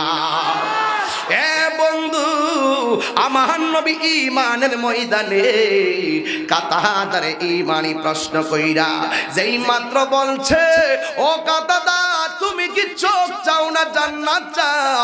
পৃথিবীর সব মানুষ জান্নাতের পাগল, কিন্তু কাতাদা রাদিয়াল্লাহু তাআলা আনহু তিনি চোখ চান নাই, তিনি জান্নাত চান নাই, তিনি তার চোখ চেয়েছেন। ইয়া রাসূলুল্লাহ, ইয়া হাবিবাল্লাহ, নবী গো আপনি মেহেরবানি করে আমার চোখটা ভালো করে দেন। এবার নবী ডাক দিয়া বলে, কাতাদা, ও কাতাদারি, পৃথিবীর সব মানুষ জান্নাতের পাগল, তুমি জান্নাত না চাইয়া চোখটা কেন চাইলা? ওই মুহূর্তে কাতাদা ডাক দিয়া বলে, ইয়া রাসূলুল্লাহ, নবী ও মায়ার নবী গো, ও দয়ার নবীজি, আমি জানি পৃথিবীর সবাই জান্নাতের পাগল, কিন্তু আমি যুদ্ধের ময়দানে আপনি নবীর সঙ্গে সঙ্গী হয়ে এসেছি। আমি যুদ্ধের ময়দানে সত্যের পথে লড়াই করতেছি, ওরা আমার চোখ খুলে ফেলে দিয়েছে গো নবী। আপনি নবী যদি মহব্বতে আমার চোখটা ভালো করে দেন, আমার জান্নাত চাওয়া লাগবে না, আমাকে আমার আল্লাহ প্রতিদান হিসাবে জান্নাত দিয়া দিবে। আর বড় করে বলেন আল্লাহু আকবার। এই জন্য যুবক ভাইয়েরা আমার, এইভাবে কাতাদা রাদিয়াল্লাহু তাআলা আনহু যখন নবীর কাছে বলল, এই আমার নবী ভালো করার ক্ষমতা আছে না নাই? এই আওয়াজে মানি না, জোরে বলবো আছে না নাই? এবার কাতাদা ডাক দিয়া বলে, জগতবাসী, আমি যখন নবীর কাছে বললাম, নবী গো চোখটা ভালো করে দেন, আমার নবী নিজের থুতু মুবারকটা আপনাদের এলাকায় আর না একটা আঠা, আঠাটার নাম কি? Super glue. কি বলে এটা রে? সুপার গ্লু আঠা। আমার নবীর থুতু মুবারক এইভাবে আটার মতন চোখের মধ্যে লাগাইয়া এইভাবে ঝুলন্ত চোখটারে তুইলা নিয়া এই জায়গার মধ্যে বসায়া দিছে। বসায়া দিয়া ডাক দিয়া কয়, হো কাতাদা, আমি যে তোমার চোখের অপারেশন করলাম, তুমি দেখো তো তোমার চোখ দিয়া দেখো কিনা আমার নবী কেমন নবী, কেন তাহিরি নবী নবী করে। আরে আমার নবী এমন নবী যেই মাত্র থুতু মুবারক দিয়া চোখটা লাগাইয়া দিছে। কাতাদা ডাক দিয়া কয়, জগৎবাসী, আমার নবী থুতু মুবারকটা দিয়া চোখটা লাগাইতে দেরি, আমার চোখটা আগের চাইতে আরো ভালো হয়ে গেছে। আমি প্রায় মাহফিলের মধ্যে কথাটা বলতাম, বিজ্ঞানীদের বিজ্ঞানী আঙ্গ নবীজি। আরো বড় কোন সুবহানাল্লাহ, এটা চিটাগাং চলে না? নোয়াখালী চিটাগাং। আবু বকরকে সাপে কাইটা ধ্বংস করিল, আঙ্গু না আঙ্গু, আঙ্গু নবীর থুতু লাইগা বালা হয়ে গেল।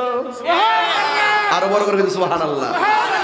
আবু বকরকে সাপে কাইটা ধ্বংস করিল, আঙ্গু নবীর থুতু লাইগা বালা হয়ে গেল।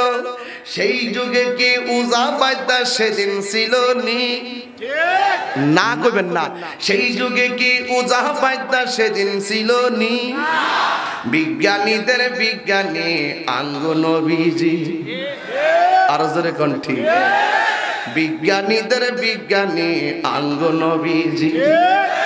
আরে বিজ্ঞানীরা রকেট চড়ে চাঁদের দেশে যায়, আঙ্গু নবী রকেট সারা মেরা শরীফ যাই। আরে দুই হাত তুলে বলো ঠিক কি না বলো। বিজ্ঞানীরা রকেট চড়ে চাঁদের দেশে যায়, আঙ্গু নবী রকেট সারা মেরা শরীফ যাই। ওরে সেই যুগে কি রকেট বিমান সেদিন ছিল নি? তুই মুখ কইলা রে সত্য না কস্তা না। আরে সেই যুগে কি রকেট বিমান সেদিন ছিল নি? বিজ্ঞানীদের বিজ্ঞানী আঙ্গ নবীজি, বলো বিজ্ঞানীদের বিজ্ঞানী আঙ্গ নবীজি। ঠিক কিনা বলেন? তুমি যদি থুতু ফালাইয়া কইতাম নি, কথা কয় না। তুমি যদি থুতু কষ্ট হইতেছ, আর 10 মিনিট দিবেন নি সময়? আরে আসতে অনেক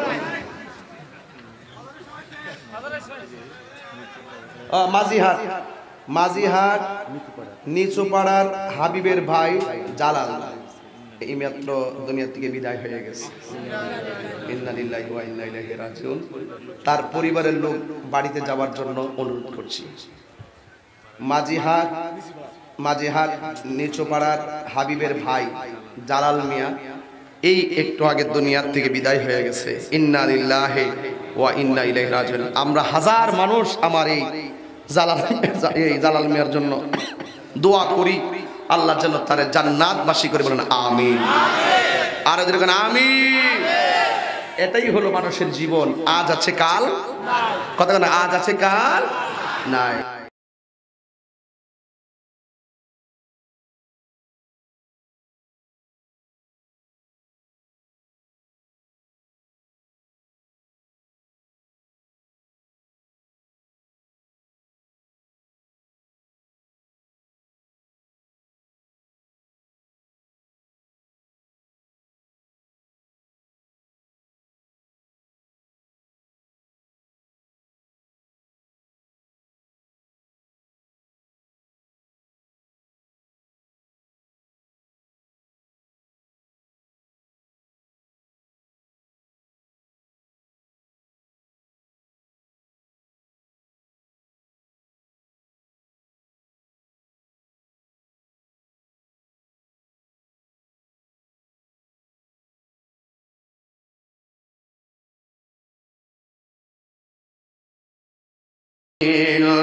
একটা জবান বন্ধ রাখবেন না। জালাল মিয়ার জন্য গজলটা উৎসর্গ করলাম, এইভাবেই তুমি আমি হারায়া যাবো। নিঃশ্বাসের কোনো বিশ্বাস নাই রে, যতদিন বাঁচবো নবীর জন্য, আমার আল্লাহর জন্যই নামাজ পড়ব, আমার আল্লাহর জন্যই কুরবানি করব। দেখেন আমার ভিতরটা এখন অল্টারনেটলি কষ্টে কলজেরা ফেটে যেতেছে। এই মুহূর্তে আমার কষ্ট এমনই হবে দেখা দিচ্ছে যে আজকে দেখেন তার পরিবার যদি এখানে আইসা থাকে, কত অগাধ একটা মহব্বত নিয়ে আসছে, হঠাৎ করে এই লোকটা চলে গেছে, তাদের মনে কি আর শান্তি আছে? যে সন্তানটা বাবাটারে হারাইছে তার কি কোনো শান্তি আছে? যদি তার ভাই হারাইতে, তার ভাইকে ভাই হারাইছে, ভাইয়ের কি শান্তি আছে? তাইলে এইভাবে স্ত্রী থাকলে স্ত্রী তার স্বামীকে হারাইছে, এইভাবেই তো একদিন আমরা হারিয়ে যাব। কারণ এই পৃথিবীতে বাড়ি ঘর সবই থাকবে, তাহিরি কণ্ঠ থাকবে না, তাহিরি একদিন আসার সুযোগও পাবে না। আমি মারা গেলে আমার বাড়ির খবরও কেউ নেবেন না। কারণ সুন্দর পৃথিবী ছেড়ে এই জালাল মিয়া দূর চলে গেছে, তো তার স্মরণে আমি তাকে স্মরণ করে আপনাদেরকে মেসেজটা দিয়ে যাই। সুন্দর পৃথিবী ছেড়ে চলে যেতে চায় না মন, তবু চলে যেতে হয়, তবু চলে যেতে হয়, তবু চলে যেতে হয়। সুখের দুচালা ছাউনি দিয়া যতন করিয়া এলো উপরের ডাক, তখনই চলে এলো উপরের ডাক, হলো না পূরণ স্বপ্ন, তবু চলে যেতে হয়। সুন্দর পৃথিবী ছেড়ে চলে যেতে চায় না মন, তবু চলে যেতে হয়। এই মুহূর্তে যদি আমি দুনিয়া থেকে মারা যাই, যেতে পারি কি পারি না? আরে এই মুহূর্তে আমার ঈদক্রিয়া বন্ধ হয়ে যেতে পারে। অনেক সুন্নি আলেম ফজলুর রহমান আনোয়ারি হুজুর থেকে দইরা অনেকে ওয়াজ থেকে নামার পরে বুকে ব্যথা, শেষ পর্যন্ত হসপিটালে গেল, দুনিয়া থেকে বিদায় হয়ে গেল।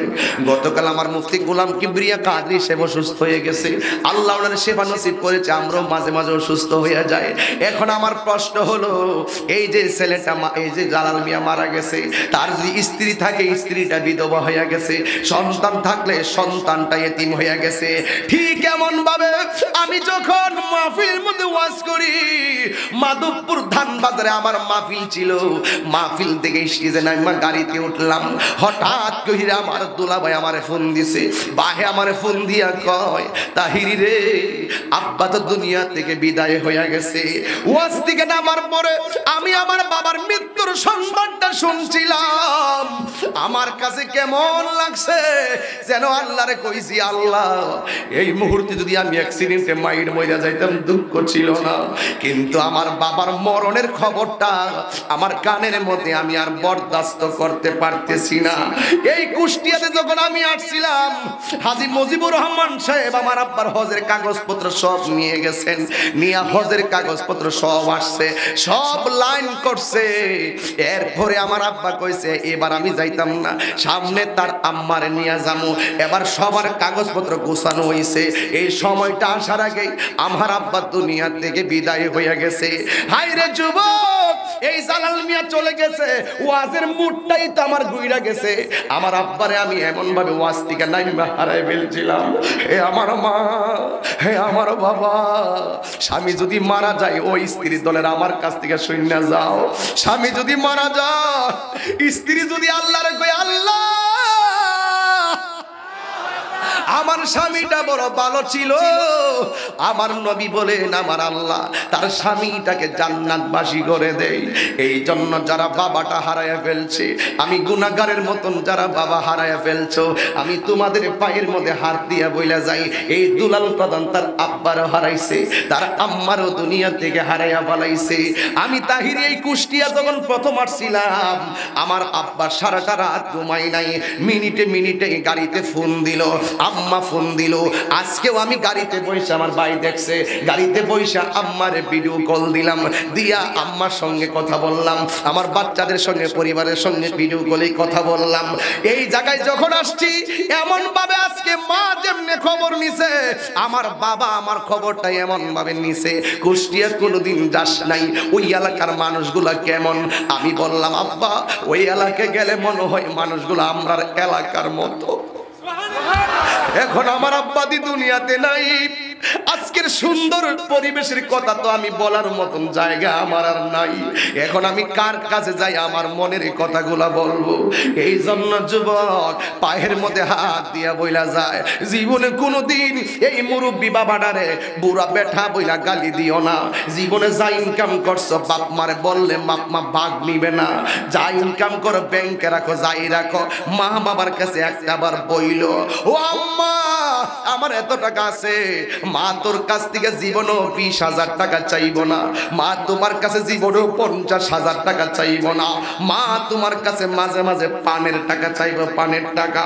আরে 20,000 টাকা দিলে মা যেই খুশি হয় রে, 100 টাকার পান সুপারি কিনা দিলে মা বাবা এর চাইতে বেশি খুশি হয়ে যায়। কথা বলেন ঠিক কিনা?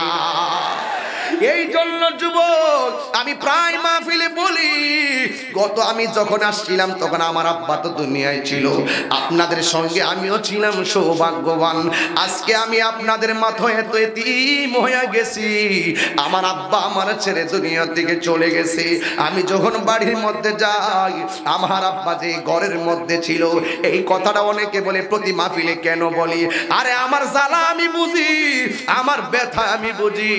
আমার বাপটা কত আদরের ছিল, ওই দরজাটা দেখলে আমার বাবার কথা মনে হয়ে যায়, ওই ঘরটা দেখলে আমার বাবার কথা মনে হয়ে যায়। আমি প্রায় মাহফিলি এইভাবে বিনায়া বিনায়া বলি, দরজাটা খুলতে খেয়ে যায় ধোঁকা, বাবা বুঝি বলছে এলে নাকি খোকা। দরজাটা খুলতে খেয়ে যায় ধোঁকা, বাবা বুঝি বলছে এলে নাকি খোকা। বুকের ভেতরটা নড়ে চড়ে ওঠে, চোখ বেয়ে জল নেমে আসে, শুধু বাবা নেই, শুধু বাবা নেই, শুধু বাবা নেই, শুধু বাবা নেই।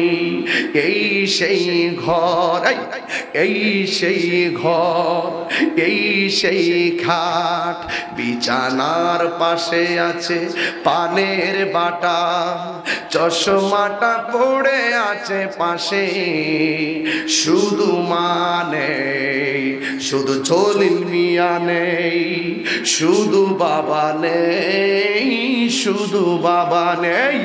জানি ফিরে পাপ কষ্ট হইতেছে আপনাদের? আরে আমার বাপ না, আমি বিরহে কাঁদতেছি। আপনাদের তো বাবা আছে, আপনারা ভাগ্যবান। এমন অনেক আছে বাবা হারায়া নীরবে নীরবে কাঁদতেছে, এমন অনেক আছে মা হারায়া নীরবে নীরবে কাঁদতেছে। আজকে জলিল মিয়ার পরিবারে এই মুহূর্তে যাইয়া দেখো, তাদের বুক ফাটা কান্না আর আর্তনাদে ঘর বাড়ি হয়ে গেছে। ওই সই যে গতকাল যে মারা গেছে, অনেকগুলা মানুষ লঞ্চডুবিতে আগুনে পড়ে মারা গেছে। এরা জানে এরা ব্যথা কতটুকু। এই জন্য আমি বলি, জানি ফিরে পাবো না হারানো তিথি, বাবা শুধু তাহিরির ফেমে বাঁধা স্মৃতি, বুকের ভিতরটা নড়ে চড়ে ওঠে, চোখ বেয়ে জল নেমে আসেই, শুধু বাবা নেই, শুধু বাবা নেই, শুধু মানে, শুধু মানে। একটা জবান বন্ধ রাখবেন না, যে দুইটা ছেলে যুদ্ধের ময়দানে গেল, এই দুইটা সন্তানের জন্য মায়ের টেনশন আছে না নাই? আমি যে মাহফিলে আসছি, আমার জন্য যতই আমি দিনের খেদমত করতে এসেছি, যতই আমি কোরআনের কথা বলতে এসেছি, রাস্তাঘাটে আমার বিপদের টেনশন মা বাবার আছে না নাই? এই জন্য সব মা বাবা সন্তানের জন্য টেনশন করে। ইন দি মিন টাইমে যার বাবা নাই, সে জানে বাবা হারা বেদনা কত কঠিন।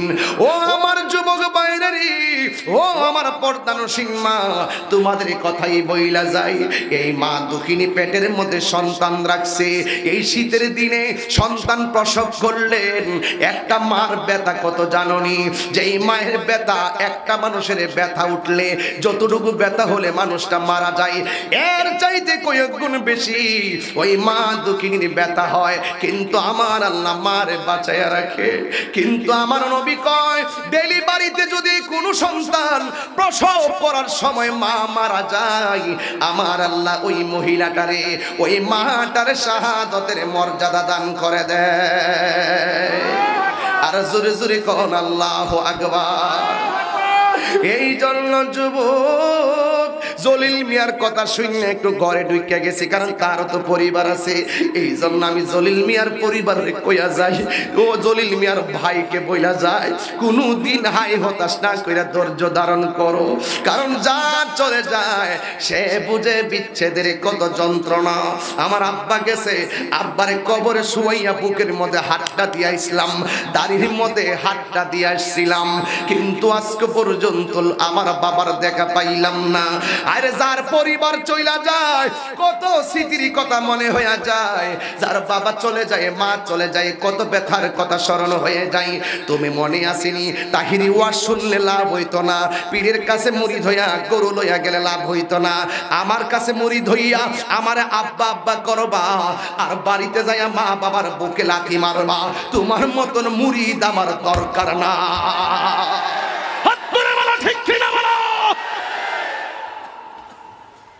কোনো দরকার নাই।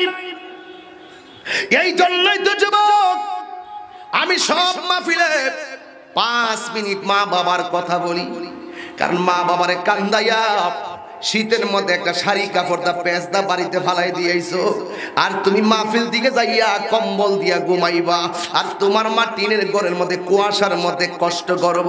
তোমার মতন শ্রোতা আমার দরকার নাই। কথা কোন ঠিক কিনা?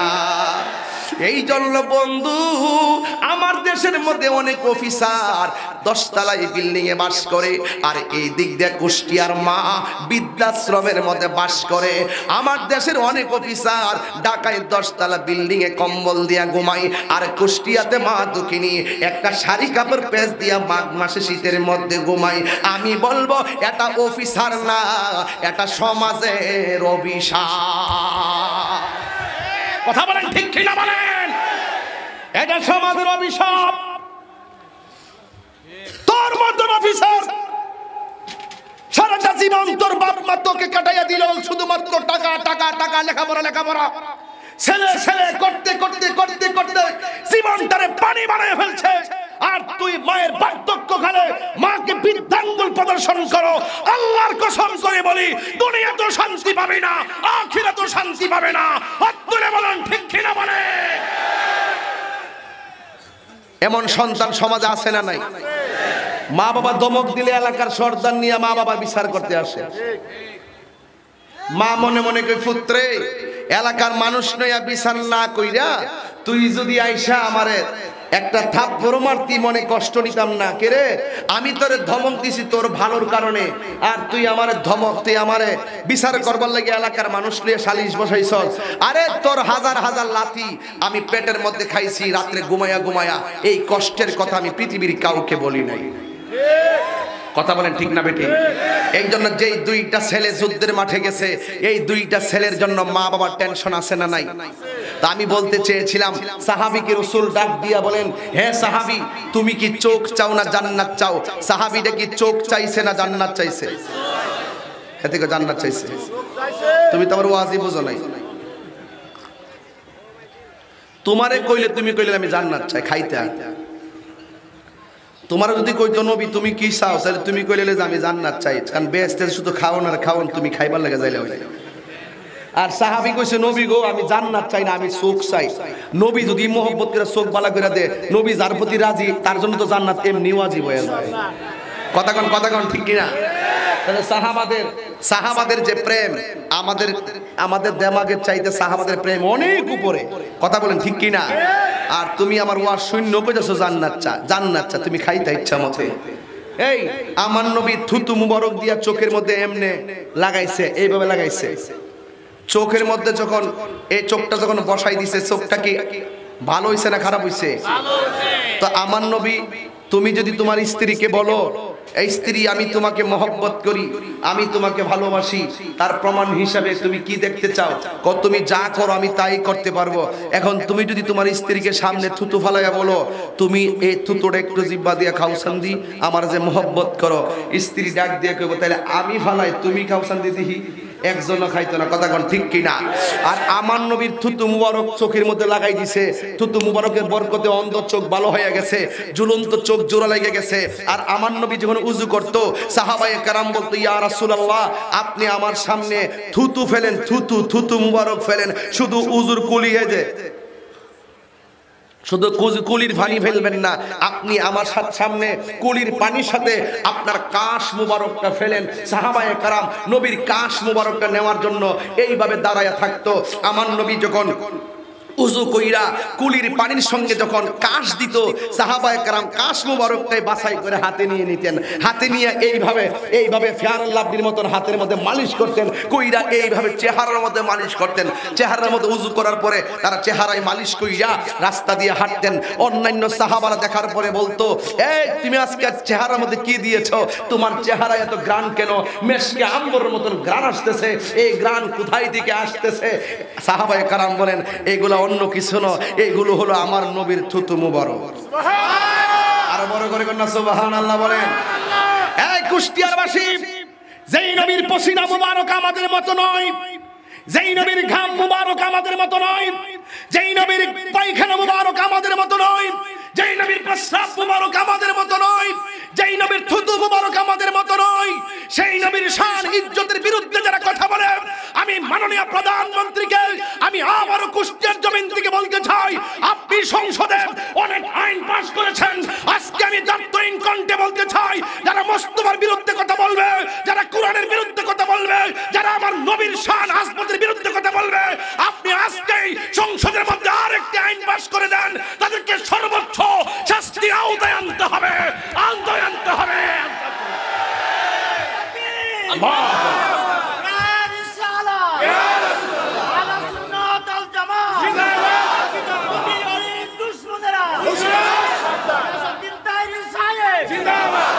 চান কি চান না আমার আরেক দেশে তো ব্যক্তির বিরুদ্ধে কথা বললে মানহানি মামলা হয় জেল জরিমানা হয় আর আমার নবীর বিরুদ্ধে কথা বলে এদের বিরুদ্ধে একটি সর্বোচ্চ আইন পাস হোক কুষ্টিয়াবাসী চান কি চান না আরো জোরে বলুন চান কি চান না কারা কারা চান দুই হাত তুলে সাক্ষী রেখে দিবেন শিষ্যই নারায়ে তাকবীর আমি একটি ধাত্রহীন কণ্ঠে জাগরণী স্লোগান দিব একটি জাগরণী স্লোগান হবে আর একটি স্লোগান হোক কুষ্টিয়ার জমিন থেকে, এই আওয়াজ চলে যাক বাংলার ঘরে ঘরে।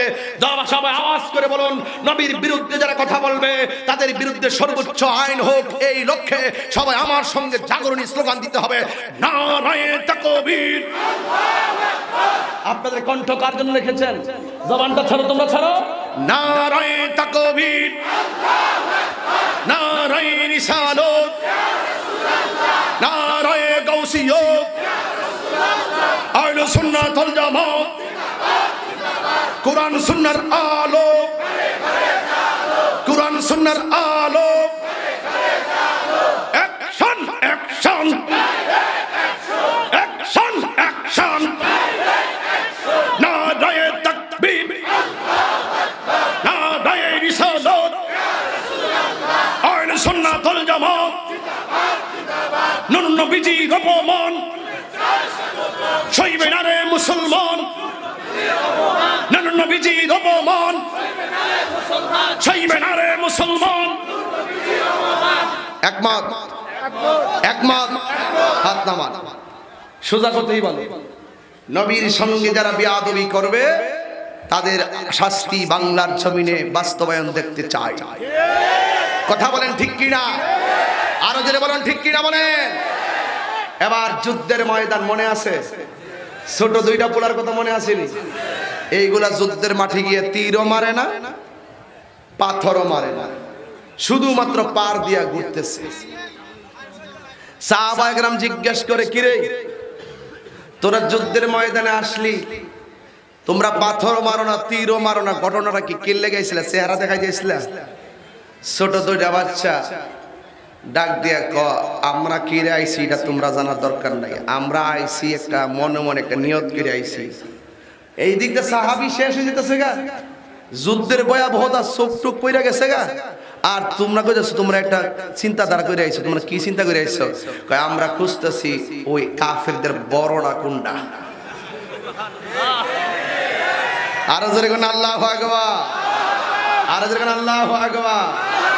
সত্যের পথে গান গাই বলে আমি বিদ্রোহী, সত্যের পথে কথা বলে আমি বিপ্লবী, কোরআনের কথা বলি তাই বলে আমাকে মৌলবাদী। বিপ্লবী বিপ্লবী বিদ্রোহী মৌলবাদী কেন জঙ্গিবাদী। কওমির ভাইরা গান না আপনারা এগুলো? আমরা তো ফিলিয়া না, আমরা তাই। জন্মের পরে কানে আজান কি দেইনি, তুমি মাওলানা ছাড়া হওনি, ঠিক না? হুজুরের বিরুদ্ধে কথা কইবেন না। জন্মের পরে কানে আজান কি দেইনি, তুমি কালিমা ছাড়া কিন্তু হওনি। মরণের পরে জানাজা পড়াবি, মরণের পরে জানাজা পড়াবি, তখন কোথায় পালিয়ে যাবি বিপ্লবী।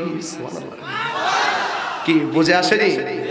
এই জন্য বলেছিলাম ছোট্ট বাচ্চা কি কয়, এই পোলা তুমি কিল্লে গেছো কও, হারো দাঁড়া দাঁড়া, তুমি কিল্লে গেছো কও, দাঁড়া দাঁড়া, তুমি কিল্লে গাইছো? হ্যাঁ, মাহফিলে চলে জিকির হবে না? দেখছেন, এরা একটা মতলবে বাজ দিয়ে বইরিছে। এরা কি ঘটনা গাইতেছে এগুলোর খবর না, এরা কাম হইলে যে হুজুরে জিকির করবো, ও মুর্শিদ, ঠিক না? তোমরা তো এর লাগি আইসা, আমি বুঝি না। এই জন্য একজন আমার 50 টাকা দিয়ে দিছে, যাক এটাই মাহফিলে দিয়ে দিছো। এই চলবে না? আরে আমি এই যে ওয়াজ করতেছি, আমি কিন্তু আগে অনেক কথাই বলতাম, বিভিন্ন শান টান টান দিতাম, এবার কিন্তু আমি দেই না। কি জানেননি? আমার এইগুলোর কাইটটা নিয়ে তারা অতিরঞ্জন করে, এই জন্য আমি ইচ্ছা করে লাইনটা দেই না, কারণ লাইনটা দিলে এটার কাইটটা নিব। আর এই যে মিডিয়া যা আসছে না, কিছু কিন্তু আইসে, কিরে ব্যবসাটা কেমন চলতেছে? আল্লাহ রে, শোনো, ভালো কিছু রেখা যাইবা দুনিয়াতে, ভালো কিছু রেখা যাইবা।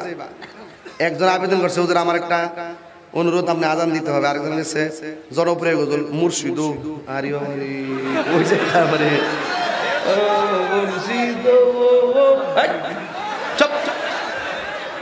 আস্তে কষ্ট হচ্ছে আপনারা তো। মিডিয়া ভাইরা যারা আসছো, মিডিয়ার ভাইরা আমি যারা আসছো, আমি বইলা দিয়া যাই, তোমরা ওই যে একটু আগে কোরআন তেলাওয়াত যা করছিলাম, সবই কোরআন তেলাওয়াত একসাথে করে ছাড়বা।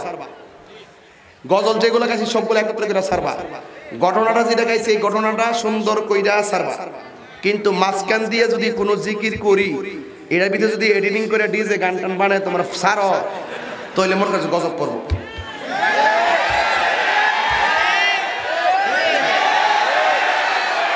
কথা কি সঠিক ঠিক বলছি? তোমরা যদি ভালো কিছু রাইখা যাও, তোমরা জলিল মিয়ার মতো হঠাৎ করে মারা গেল কবরে গিয়ে সওয়াব পাইবা, কথা কোন? জালাল মিয়ার মতো সওয়াব পাইবা, কথা কোন ঠিক কি না? আর তোমরা যদি ইনকামের দান্দা করে এমন কিছু রাইখা যাও, তুমি কবরে যাইবা গা, আর এইগুলা যত ভিউয়ার্স বাড়বো আর তোমার কবরে জুতার বাড়ি রেডি। এগুলো কি চলবে না, বন্ধ হবে?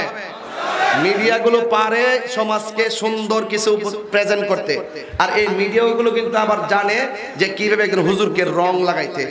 এগুলা কইরে না, আমরা হুজুররা কিন্তু এমনি বিপদের মধ্যে আছে। দেখছেন না কত মুসিবত? এই মিডিয়ার কারণে কিন্তু অনেক সমস্যা কিন্তু হয়ে গেছে, ঠিক আছে?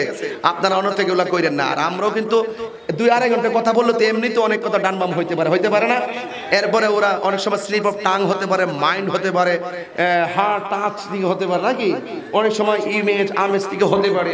তোমরা যদি এগুলো না বুঝে ওই সুযোগ সন্ধানে বসে থাকো, কোন সময় তাহিরি কইব এইটার আশা বসে থাকলে তোমরা গজব।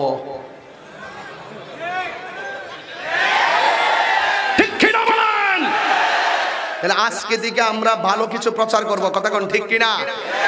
আমি ছোট্ট বাচ্চার কথা বলছিলাম, কি ভাগলা মনে আসেনি? এরপরে ছোট্ট বাচ্চা বলতেছে আমরা আসছি যুদ্ধের ময়দানে, বড়ডা কোনটা? বড়ডা আবু জাহিল্লাটা কোনটা? এমনই সাহাবারা জিজ্ঞেস করতেছে, দেখ যুদ্ধ করতে পারে না, ভাত তোরাল খেতে পারে না, আবু জাহিল্লার খুশ করে। এরপরে সাহাবীরা জিজ্ঞেস করছে, ওইটা হইলো আবু জাহেল। এমনি গুড়ার উপরে বসে রয়েছে আবু জাহিল্লা। এবার ছোট্ট দুই ভাইয়ে পরামর্শ করে ভাই এখন কি করেন, যে আমরা যে উদ্দেশ্য আইছি এটা তো হাসিল করতে হইব, ঠিক না? ছোটটির টার্গেটটা লাভ কি, বড়টার জন্য হয় নাইছি। এবার ছোট ভাই বড় ভাই ডাক দেখো, ভাই তোমার কাজ হইলো গোড়াটার হাঁটুর মধ্যে কুপটা দিবা, হাঁটুর মধ্যে কুপটা দেওয়ার পরে যেটা হইব এরপরের কামটা আমি করবো। যেই মাত্র গোড়াটার কাছে গেছে, কেউ দেখবেন যুদ্ধের ময়দানে ঝগড়ার মধ্যে যদি ছোট বাচ্চা দেখে কেউ কিন্তু মারে না, মারে। আবু জাহেল মনে করছে এটি মনে এমনি ঘুরতে হয়েছে, এটি আমরা দল হইতে পারে, আরেকজনের দলেরও হইতে পারে। দুইটা ঘুরতেছে সুন্দর করে, আস্তে আস্তে ইটি যে হে কামলা এটাকে জানে যাই এমনি তলোয়ারটা লইয়া গোড়াটার আড়ের মধ্যে কুপটা দিচ্ছে। বুঝেন না, এই বাচ্চাটার শরীরে কি ওই মুহূর্তে গায়ের জোর না বেলায়েতের জোর? কিসের জোর?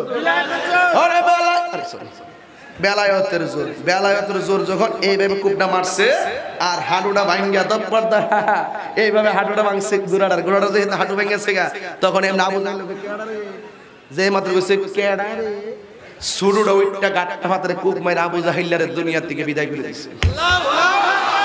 জোরে গান, জোরে গান, জোরে গান, জোরে গান।